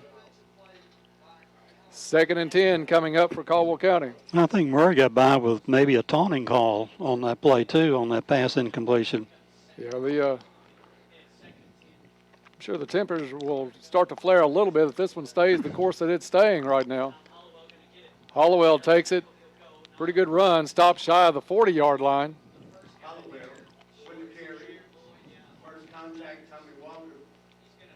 We'll see if they spot him. Looks like they're going to give him the 40-yard line. I thought they were going to stop 39, but 40-yard line is where they're going to give Hollowell 2 on that one. Big 3rd down play coming up for Caldwell County. 3rd and 8. Smiley checks in. 3rd down, 8 yards for the Tigers. Another key 3rd down play tonight. Bashir gets ready for the snap, takes the snap, 2 receivers each side, rolls right. Murray comes through. Russ got to get rid of it. Pass is thrown, incomplete, just across midfield. Intended receiver was Tripp Branch. He would have had to come back for it. Would have been a great catch if he had made it to even try to keep his feet in bounds. Clock stops with 1:16. We'll see what Caldwell does. 4th down and 5 from their own 40-yard line. We'll see what they're going to do with this one. And it looks like we're going to send Branch out to punt. Kind of a tough decision, Bob. You don't have anything really going offensively. You've got to get some points as time starts to be in the favor of Murray just a little bit at this point. Unless you have Tripp run the ball, and he's got a wide open lane out here, but Branch kicks it away. Doesn't take much of a bounce, takes a sideways bounce. Caldwell County is going to down it at the Murray 36-yard line.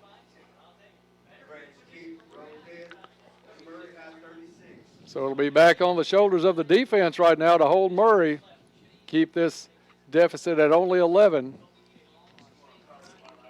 Winner of this one looks to play again next Friday night, most likely at Mayfield.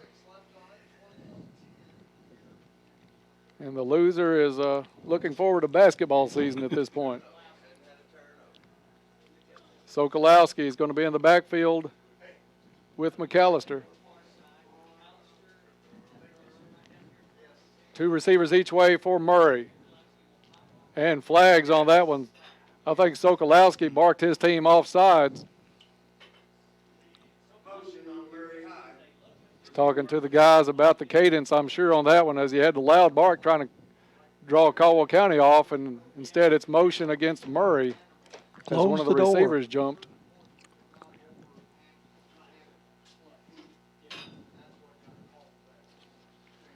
So the penalty against Murray backs them up 5. 1st and 15 now for the Murray Tigers. 2 receivers set each way. McAllister takes it, tries to pick his way across the 30 up to about the 33-yard line. Murray pretty content at this point to use a little bit of clock as we are under a minute to go here in the 3rd. Play clock still right around 20. So Murray in no hurry nursing this 21-point lead. In fact, Bob, unless Caldwell County stops the clock, I think this may be the last play of the 3rd quarter. Sokolowski rolls, gets some pressure, throws, complete to Waldrop at the 40. Sokolowski made the throw again under heavy pressure. Went down as he threw the ball, but got it to Waldrop. Tommy Waldrop has it. We'll see where they spot this one. Near the 40, but the flag on the field, we'll see what the flag is.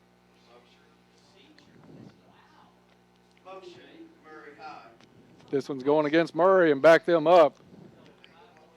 Waldrop kid's doing a great job, Bob, getting open whenever Sokolowski gets in trouble. He had to put that ball right on the numbers, Dennis. So his passing tonight has been really, really effective. Kid's got a strong arm for a sophomore. It's going to make it 1st and 20, I think. Excuse me. Penalty backs Murray up to the 28-yard line.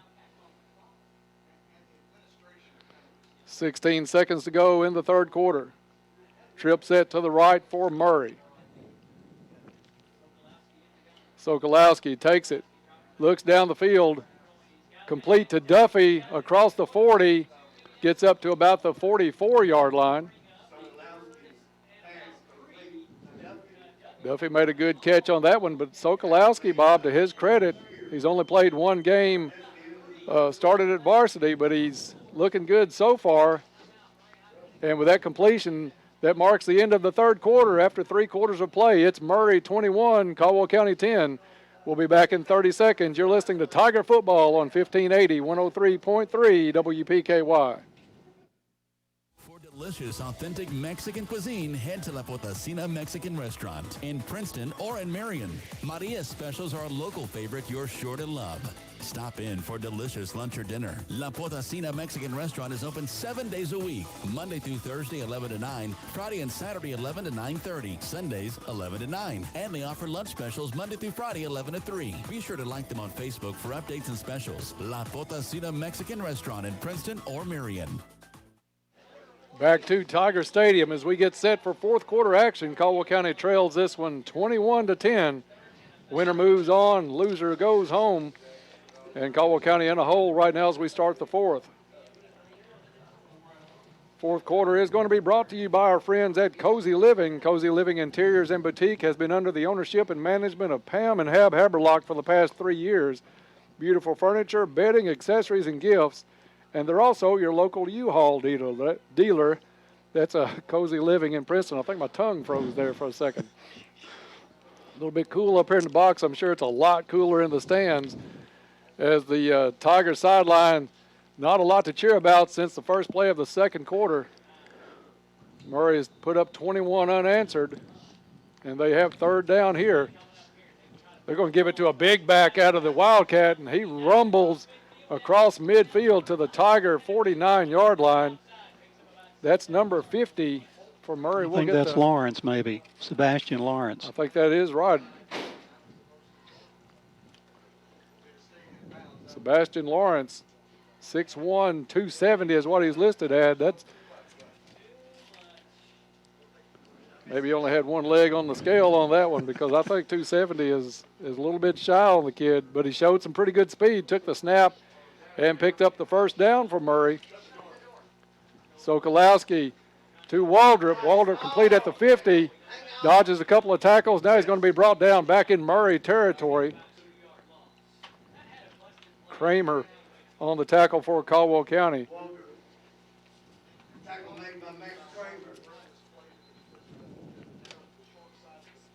Little confusion on the field. Referees calling for a stop of the clock. Going to get some verification on something here. Procedure call against Murray is declined. Illegal procedure, Murray high. Penalty declined. So the loss is back to the 48-yard line.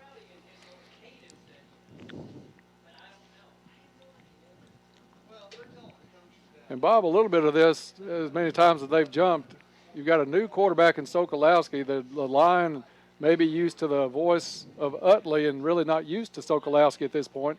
Yes. McAllister hit and dropped for another loss back at the 46-yard line. McAllister with the carry. Nice tackle for a loss. Elijah Shaheen. Shaheen on the tackle along with Ben Holt back in there. So Caldwell County's defense kind of rising up here, trying to keep this one where it's at and get that ball back for that offense, see if we can get something going. Third down and long coming up from Murray. They've got to get to the Caldwell 39-yard line for a first down. Ball spotted on their own 46. Sokolowski drops back, looks down the field. This one's going to be well short. Looking for Charvel McAllister, coverage on McAllister by Travion Samuel. 4th and a mile coming up for Murray, so they'll kick it away, and Wells will go back to this one. This will be a great time for one of those punt return touchdowns or a one-play drive that Caldwell County has become known for this season. We could use a one-play drive right now, Dennis, or a two-play drive. Yeah, we've got to have something on the board, and preferably quick, as it's a two-possession ball game. Snap is back, clean snap. Caldwell puts a little bit of pressure, but the kick is away, and it's a good kick. Hits at the 29, takes a Murray bounce, and it's going to be stopped dead at the 20-yard line. So Caldwell County will bring the offense out with 10:16 to go in the ball game and down by 11. Got 80 yards to go for a score. So a big task cut out now for Caldwell County. Bashir is going to send 2 receivers to his left, 1 wide to the right. Gives it to Hollowell trying to get outside. He's going to be hit and maybe a pickup of a couple. But Bob, Caldwell County has tried to take Derek outside several times tonight, and Murray just strings it out, and they've done a great job tonight controlling Hollowell. He can't get outside, that's for sure. They've bottled him up well tonight. 2-back set with Bashir this time. 2 receivers to his left. Bashir wants to go right, throws it up again. Got a receiver complete at midfield. Still on his feet down inside the 30 and brought out of bounds. Trill Branch with the reception, caught it right at midfield in stride and gets Caldwell County down. See where they call him out of bounds at. He was pushed out of bounds near the 30. They're going to say he stepped out at the 34-yard line. So a good job by Bashir to Branch. Has Caldwell County in business. Branch takes it, hands off to Hollowell. He's going to try the left side. Got a couple of blockers in front across the 25, 20. Still on his feet, pushed out of bounds inside the 15-yard line. Good job by the blocks of Wells, and I think that was Smiley over here. Logan Smiley, Barron Wells with some pretty good blocks from the receiver position. Marked at the... Got Hollowell down to the 14-yard line. 20-yard run. Lake Barkley CrossFit first down for Caldwell County at the 14. Bashir keeps it himself, goes up the middle, hit inside the 10, and down at the 8-yard line. Good hard run by Russ Bashir as Caldwell County knocking on the door. Last possession, the Tigers had the ball 1st and goal from the 3 and could not put any points on the board with it. Hopefully something better happens this time around. Hollowell to the right side of Russ. Russ takes it, rolls to his right, throws complete. Touchdown, Tigers. Derek Hollowell. Bashir made a nice pass, and Hollowell made an even better catch. Pass just a little bit low below the waist. Hollowell went down, picked it up, and was able to stay on his feet across the end zone. So Viverette comes in for the extra point attempt. Maybe a bit surprised they don't go for 2. Snap is down, kick is up, and good. 8:52 left to go in the ball game. Lead is cut to 4. It's Murray 21, Caldwell 17. Back in 30 seconds. You can follow Tiger Sports all season on yoursportsedge.com. Itsy bitsy spider, rock-a-bye baby. She's finally asleep. Hi, welcome to McDonald's. Can I get a sausage, egg, and cheese McGriddles, please?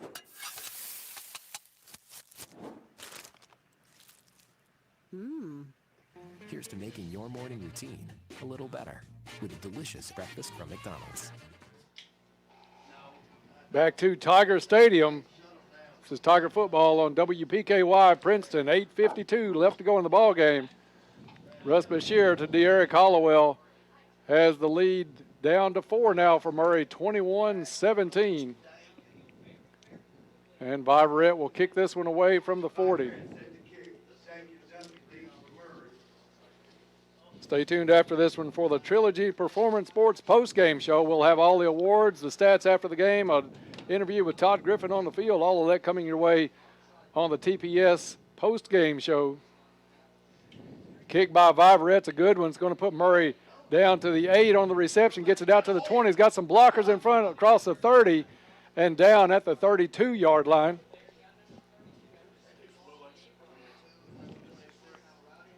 So Sokolowski will come out with 8:45 left to go in the ball game. Murray a little bit deliberate at that last possession. I think with that touchdown by Caldwell County, I don't think they can afford to be deliberate as much on this one. Look for them able to open it up a little bit more again. And when they do, so far it's been a lot of Sokolowski to Waldrop. Looks like Barron Wells is drawing the coverage on Tommy Waldrop as Sokolowski sends 2 receivers each side. McAllister in the backfield. 5 seconds on the play clock. Low snap, Sokolowski takes it, turns it upfield, ball pops out on the ground, and Murray recovers it. But a big hit by Caldwell County on Sokolowski knocked the ball straight up. Fortunately for Murray, right into the hands of one of their linemen, and he's able to come down with it.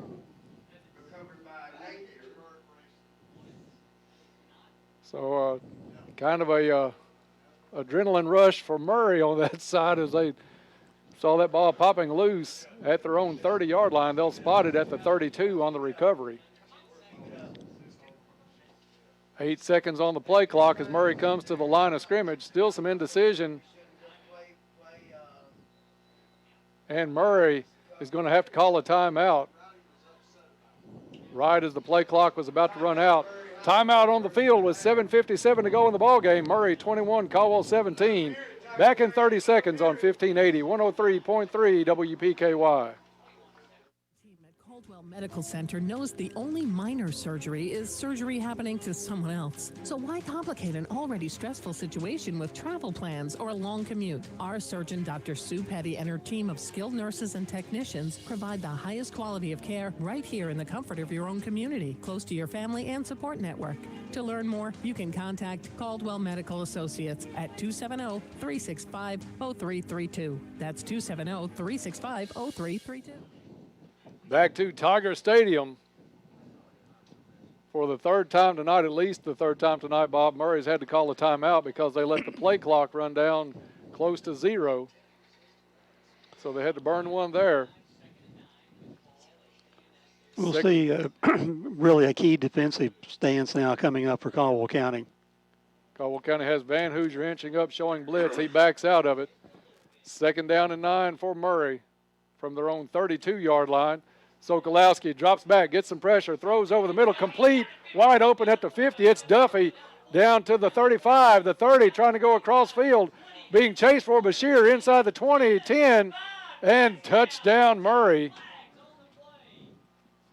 Don't see any flags down. Duffy wide open at midfield. Do we have a flag somewhere? I see the players walking back. Flag on the play on the far sideline. The guy that was covering Duffy on that play went down. I don't know exactly what the reason for him going down, but apparently they're going to bring this one back. Or maybe, no, maybe it's against us. And it's a hold called against Caldwell County, defensive holding. So the touchdown stands from Sokolowski to Duffy. Wow.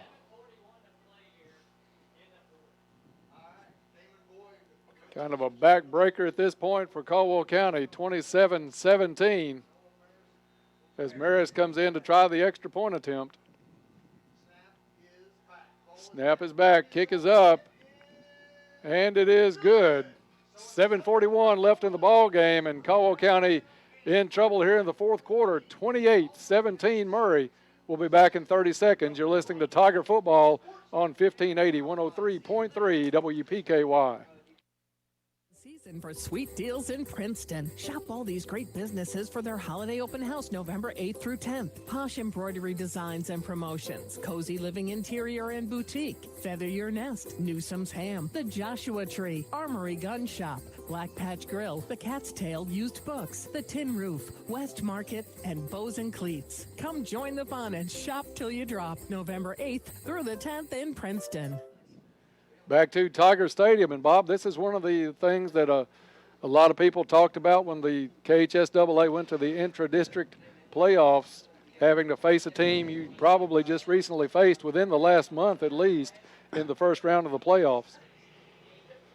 And it's a back and forth game, Dennis, but we've already proven once this year we can come back against them. We've got our backs to the wall now for sure. Yeah, that one hurt. It didn't put a nail in the coffin by any means, but that one hurt, that long pass play to Duffy. We've got to score on this drive, that's for sure. Two-possession ball game right now, 28-17 Murray as they get set to kick it away to Caldwell County. Tigers looking to extend this season to a trip to Mayfield, but first things first. High kickoff fielded at the 22-yard line. It's Wells, and he's going to be brought down at the 30. So not a long kick. Good field position to start out for Caldwell at their own 30-yard line. But we've got to make something happen. You're right. You can't go scoreless on this possession, because you got to expect Murray is just going to keep it on the ground and use up a lot of clock if they do get it back, or when they do get it back, rather. Caldwell County comes out, two receivers to the far sideline. You've got Smiley and Hollowell in the backfield. Bashir looking to the sideline for the play. Smiley and Bashir stay in the backfield. Bashir takes a snap, drops back, looks down the field, into double coverage, incomplete. Was there a flag anywhere on the play? I didn't see anything come out.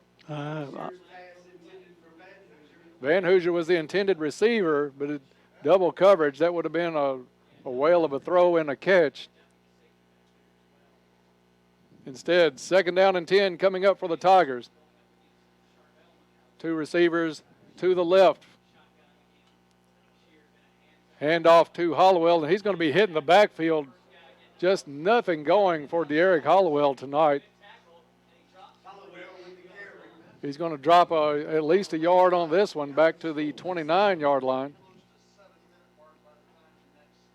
And after the next play, we'll be under 7 minutes to go here in the ball game. They have really keyed on De'Eric Hollowell tonight about shutting him down. Trip set to the right.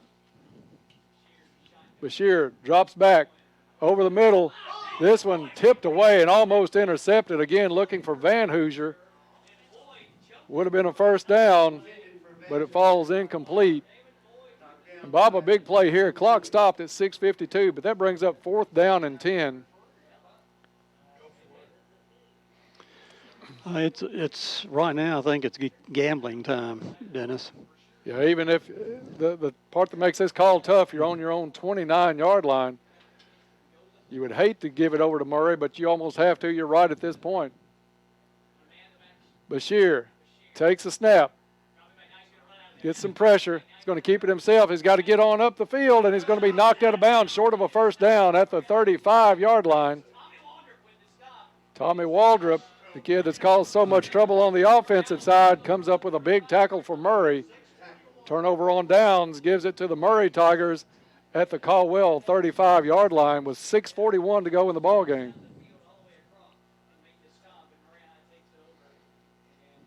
One thing Murray's got is a lot of pressure on Bashir tonight, even with just a three-man rush on that one. Flushed him out of the pocket several times tonight, and the coverage has been really good for Murray the whole night. Caldwell's defense needs to have something big happen here. Handoff goes to McAllister, stays on his feet across the 30 and down to the 29-yard line.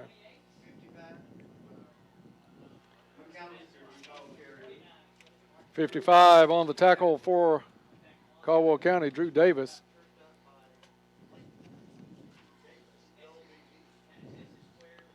So Murray taking their time now. You'll see the play clock get down probably single digits just about every play from this point on. Sokolowski has receivers 2 on each side. McAllister with the handoff, hits the line, bounces it out to the right, picks up a couple on the play. Down to about the 27-yard line.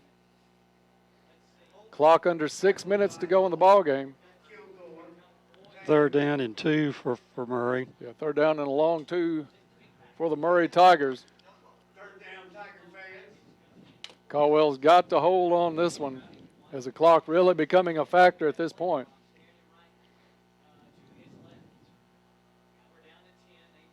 Promising season in a lot of danger right now for Caldwell County.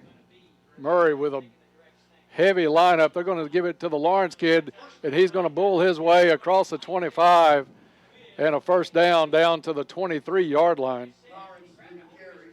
Reminiscent of the old Chicago Bears back in the day with the fridge. And he just, as Chris Berman says, rumbled, bumbled, stumbled his way down to a 1st down at the 23-yard line.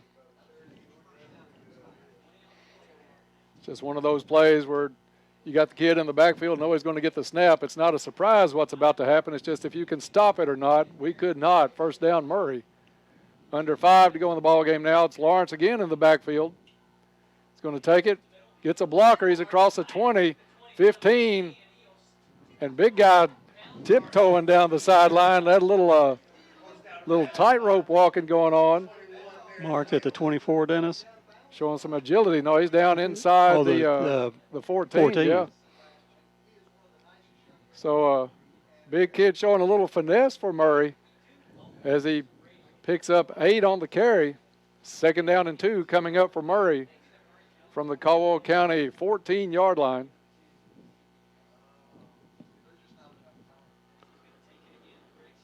Again, with the fridge package in, it's Lawrence, another 1st down, bowls his way over, touchdown Murray.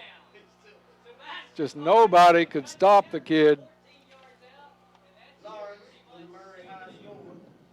Sebastian Lawrence, this one's got him listed at 275, 6 foot 275. He got it going forward. He didn't try to go side to side. He's north and south and took it into the end zone, and that, in all likelihood, probably iced it away, 34-17, pending Maris's extra point attempt.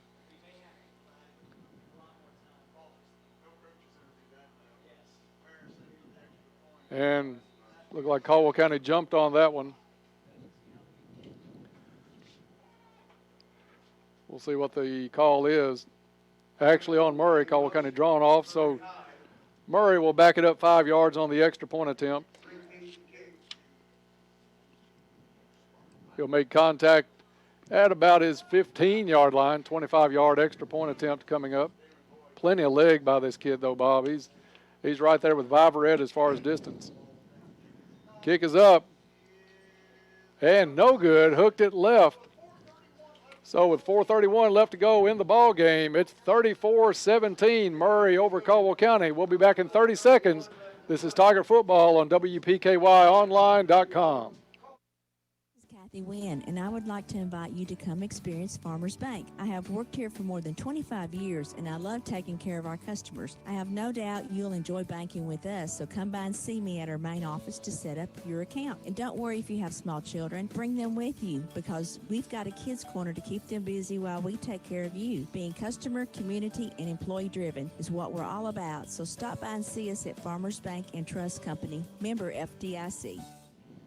Back to Tiger Stadium, 4:31 left to go in the ball game, and Caldwell County in a hole big time now, 34-17. Caldwell's going to have to come up with a big play, and it's going to take a special play at some point, Bob, just to pull this thing back within a reasonable chance of having something good go on for Caldwell County. You know, a score quick and maybe an onside successful kick, Dennis. But there's a lot of ifs. You got to take some chances here. Caldwell County rolled the dice on 4th and 10 from their own 29-yard line. couldn't pick up the first down, and then it was all Lawrence. What's the kid's first name? Sebastian Lawrence. 275 pounds, and he had 4 carries on that one. 4 or 5 carries, took it into the end zone. Murray with the high kick is going to be fielded at the 21-yard line by Caldwell County. Finds a hole up across the 40, and Wells knocked out of bounds at the 40. They're going to call it right at the 40-yard line. So Duffy on the tackle for Murray, but Caldwell County has decent field position, but the urgency is at red light level right now for Caldwell County. The future is now, as we say. 2 receivers each side for the Tigers. Score and score quick and get it back. Hollowell in the backfield with Bashir. Snap is back to Russ. Drops back. Big Lawrence just comes through and takes Bashir down at the 30-yard line. Bob, just no stopping the kid right now. I mean, we're double teaming. We're putting everybody we can on him. And he just bulled his way back. Drops Russ at the 32-yard line. Bashir, second and long now coming up. Gets rid of it to Hollowell. Hollowell in the open field, one-on-one, brings it back towards the middle. Up to the 40, tries to get around the edge. Stiff arm and goes out of bounds to stop the clock at the 46-yard line. Nice stiff arm by De'Eric Hollowell and had the presence of mind to stop the clock. 3:48 to go in the ball game. Looks like a flag back at the 36. We'll see what the flag is on the field.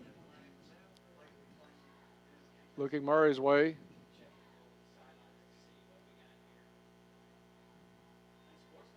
And sportsmanlike against Murray on the play. I don't know what happened on the field. The flag was thrown back at around the 36-yard line of Caldwell County. Hollowell went out of bounds near midfield.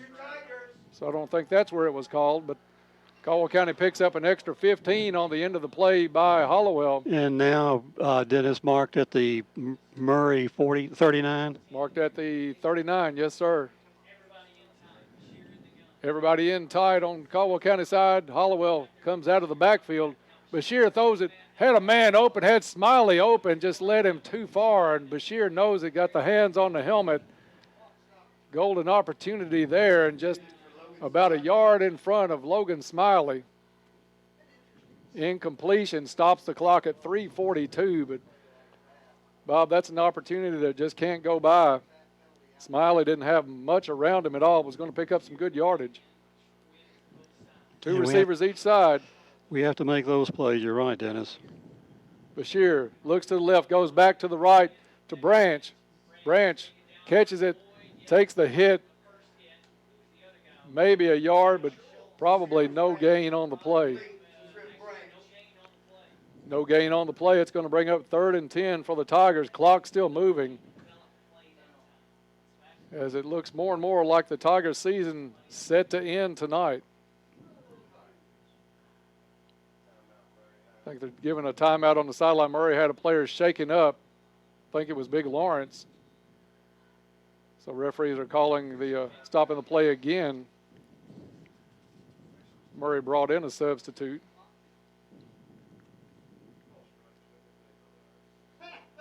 Still some talking going on. Clock has stopped for the referees at 3:07.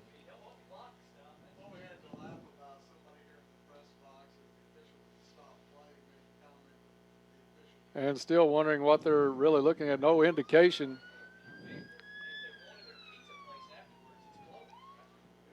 Ball spotted at the 39, Bob. But and Caldwell facing a 3rd and 10. Obviously, putting time back on the clock is what it is. 3:14 to be set back on the clock. Add 7 seconds. Trilogy Performance Sports postgame show coming up after this one. We'll have all the awards after the game. Bob will have all the poly-eyes stats of the ball game and an interview down on the field with Todd Griffin. But Caldwell County, small crowd here tonight, is not seeing what they came to see. 3rd down and 10. Bashir takes a snap, Goes down the sideline, looking for Branch again. This one incomplete. Good tight coverage by Murray again. Caldwell's gone to that well a few times tonight. So 4th down and 10. For all intents and purposes, the season rests on this play.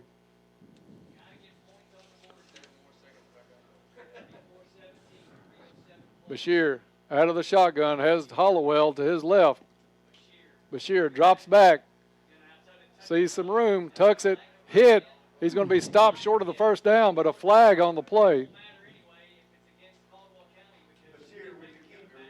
Bashir is short of the first down, but we'll see what the flag is. If it's against Caldwell County, that's going to do it.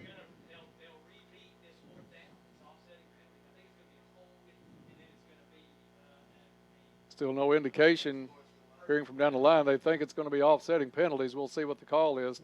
Still a couple of officials discussing these. Chop block against Caldwell County. Dead ball foul against Murray.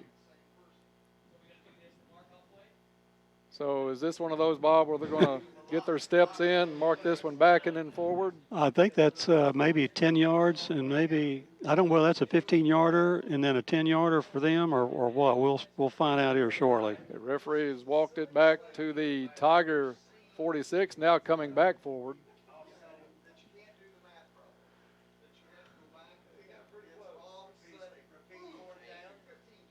And it's back at the 39-yard line. 2:56, under 3 minutes to go in the ball game. Caldwell County has 4th and 10.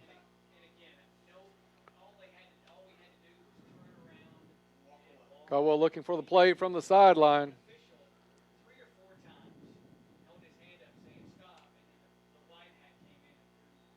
Now the players get set. Referees ready for action. Bashir into the shotgun. 2 receivers each side for Russ. He's going to put Hollowell to his left. Low snap. Bashir goes down, picks it up, looks down the field, gets some pressure now. Bashir's going to have to run. Gets across the 40, 35, and brought down from behind by Sebastian Lawrence. Deceptive speed by Lawrence catches up with Bashir, and the turnover on downs is going to give it to Murray. Bob, if this were the 70s, we'd be singing Turn Out the Lights on this one, I've got a feeling. Still 2:44 on the clock, and I guess stranger things have happened, but Murray leading this one a 3-possession lead right now, 34-17. Sokolowski out of the shotgun. I'll be surprised if these hit the air. Handoff to McAllister. McAllister at the 35, up to the 37-yard line. Clock's going to run. I don't think Caldwell County is going to worry about trying to stop this one with the lead where it's at.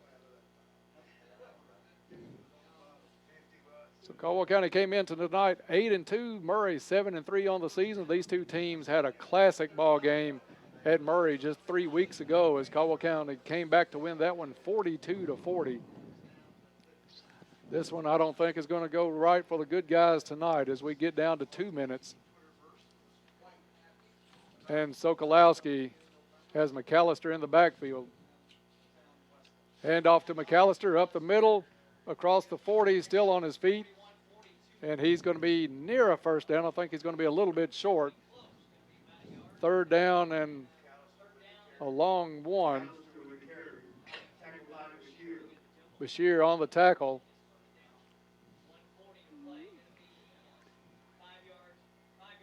Trilogy Performance Sports post-game show coming your way one last time this season. And Bob, definitely a surprising ball game, but you got to take your hat off to Sokolowski. And players on both sides jumping on that one. We'll see where the flags sort this one out. This one's going to go against Murray. 1:17 on the clock.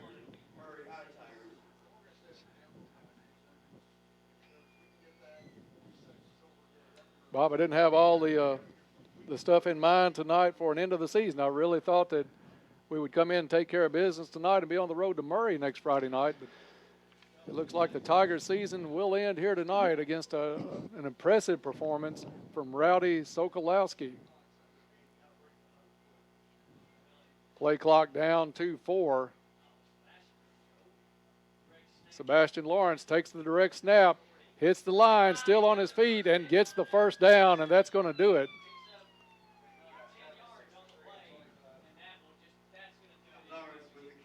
The old fridge package from the Chicago Bears picks up the first down for Murray. And now all they'll do is come out victory formation this one and go back a happy bunch to Murray tonight, as they more than likely will face the Mayfield Cardinals. Second round of the playoffs next week.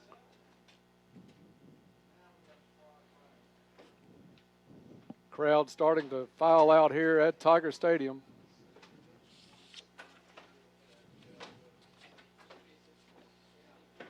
I don't think Murray's going to have to look far for their quarterback of the future.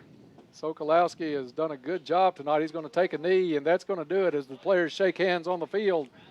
Final here tonight from Tiger Stadium. It was Murray 34, Caldwell County 17. We'll be back for the Trilogy Performance Sports postgame show coming your way in just a few minutes, so stay tuned for that. This is Tiger Football on 1580, 103.3 WPKY. Into KFC and get a free chocolate cake with a 10-piece meal. It's free. It's free chocolate cake. How else can I say it? It's a whole chocolate cake that you don't pay any additional money for. See, that's the arrangement. I don't know how else to explain this. You buy a 10-piece bucket meal.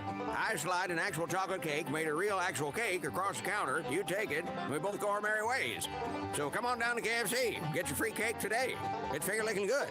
Offer excludes 12-piece tender's meal, limited time only, participating locations. If this community is as important to you as it is to us, we invite you to join us weekdays for our WPKY local newscast at 6:30, 7:30, noon, and 5. 20 newscasts a week means we're committed to keeping you informed on local events. You can also find news when you want it at WPKYonline.com. Thanks for listening to 1580, 103.3 WPKY.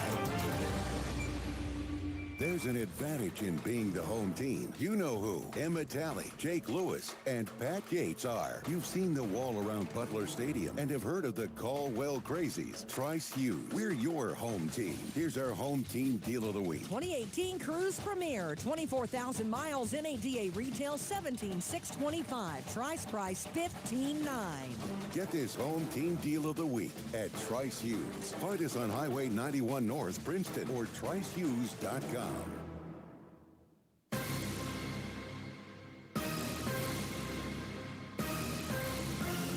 Time for a recap of tonight's action. The WPKY Tiger postgame report is on the air.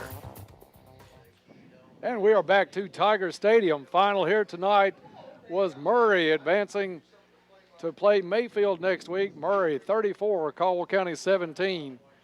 Murray outscoring the Tigers 34-7 after Caldwell County had jumped out to a 10-0 lead, one play into the second quarter. Welcome to the Trilogy Performance Sports postgame show. Get into shape and feel good at Trilogy Performance Sports. Trilogy is a family-friendly environment that offers a wide range of classes to reach your fitness and well-being goals. Trilogy has been a faithful sponsor for us for a while here on Tiger Sports, and we appreciate them helping us bring you the post-game report every game this season. A surprising game here at Tiger Stadium tonight. Murray loses two of their offensive starters, including their starting quarterback in the game against against Mayfield rather. Comes into tonight with a sophomore quarterback who had one start, and the kid shined like a brand new light bulb tonight, Bob. He did a great job getting the ball to his receivers. And just a surprising ending tonight. We thought this one would be close, but really thought that Caldwell County would be able to pull this one out at home. Instead, Murray impressive tonight, 34-17 over the Tigers. Bob's totaling up all the poly-eye stats of the ball game. We'll have those shortly, and then we'll go down to the field also as soon as the Tigers come out of their group huddle at the end zone on the cab end of the field down here. We'll have Todd Griffin and Coach Wayne McGowan one last time this season. Don't forget Saturday morning quarterback one more time tomorrow also. Bob will have Coach McGowan on tomorrow morning just shortly after 9 o'clock on WPKY, so hope you'll tune in for that. Always an entertaining program with Coach McGowan. Offers some really nice insights and has all year long in a season that's seen a lot of heartache, a lot of emotion, a lot of tough times, especially to start the season. It's been a resilient football team the whole season to compile an 8-2 regular season mark under their circumstances, and then come in here and put up a good fight against Murray for a better part of this ball game tonight. Murray just found something that was clicking. Caldwell unable to stop it. Sokolowski to get the kid's name one more time. To Tommy Waldrop. And that just hurt us, especially in that second quarter as Murray came back out, erased the 10-point lead and led at halftime 14-10. And then just kind of kept it going in the second half, brought the big Lawrence kid in, Sebastian Lawrence, 275 pounds, put him in the Wildcat formation, and we had nothing to stop that down close to the goal line after we could not convert on a 4th and 10 inside our own 30. Kind of closed the game out. But it's still a great season. We'll have a lot of awards coming up here on the post-game show here in just a minute. And ID time, did you say? Okay. I thought I was getting the direction for the ID. It is WPKY Princeton, but we'll throw that in for good measure tonight. It's been a fun season all year long. Seemed like it's just flown by, just starting to get into the cool weather. Kind of surprised that it's over with tonight so early. So still waiting down on the field for Todd to get Coach McGowan. Murray gathered at the other end of the field. Very happy bunch there. I'm sure pleased with the play of Sokolowski in this big win over Caldwell County.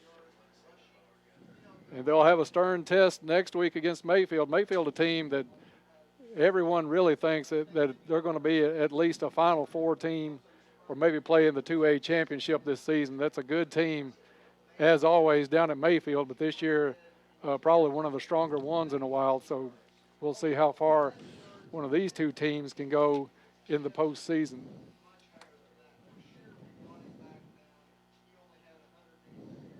A little bit earlier than I anticipated this, but we'll be touting a lot of basketball coming your way here on WPKY. And if you would like to get in and sponsor something with the basketball broadcast, still time to do that. Stop in the radio station. They'll get somebody to help you out, help you improve your business, and get on the air with some sports coverage with us for Tiger and Lady Tiger basketball season. A lot of big expectations for both of those squads this year. It's going to be a good team. New coach for the girls this year is going to get up and down the floor, press a lot. So looking for a lot of fun things, and that all starts December 3rd.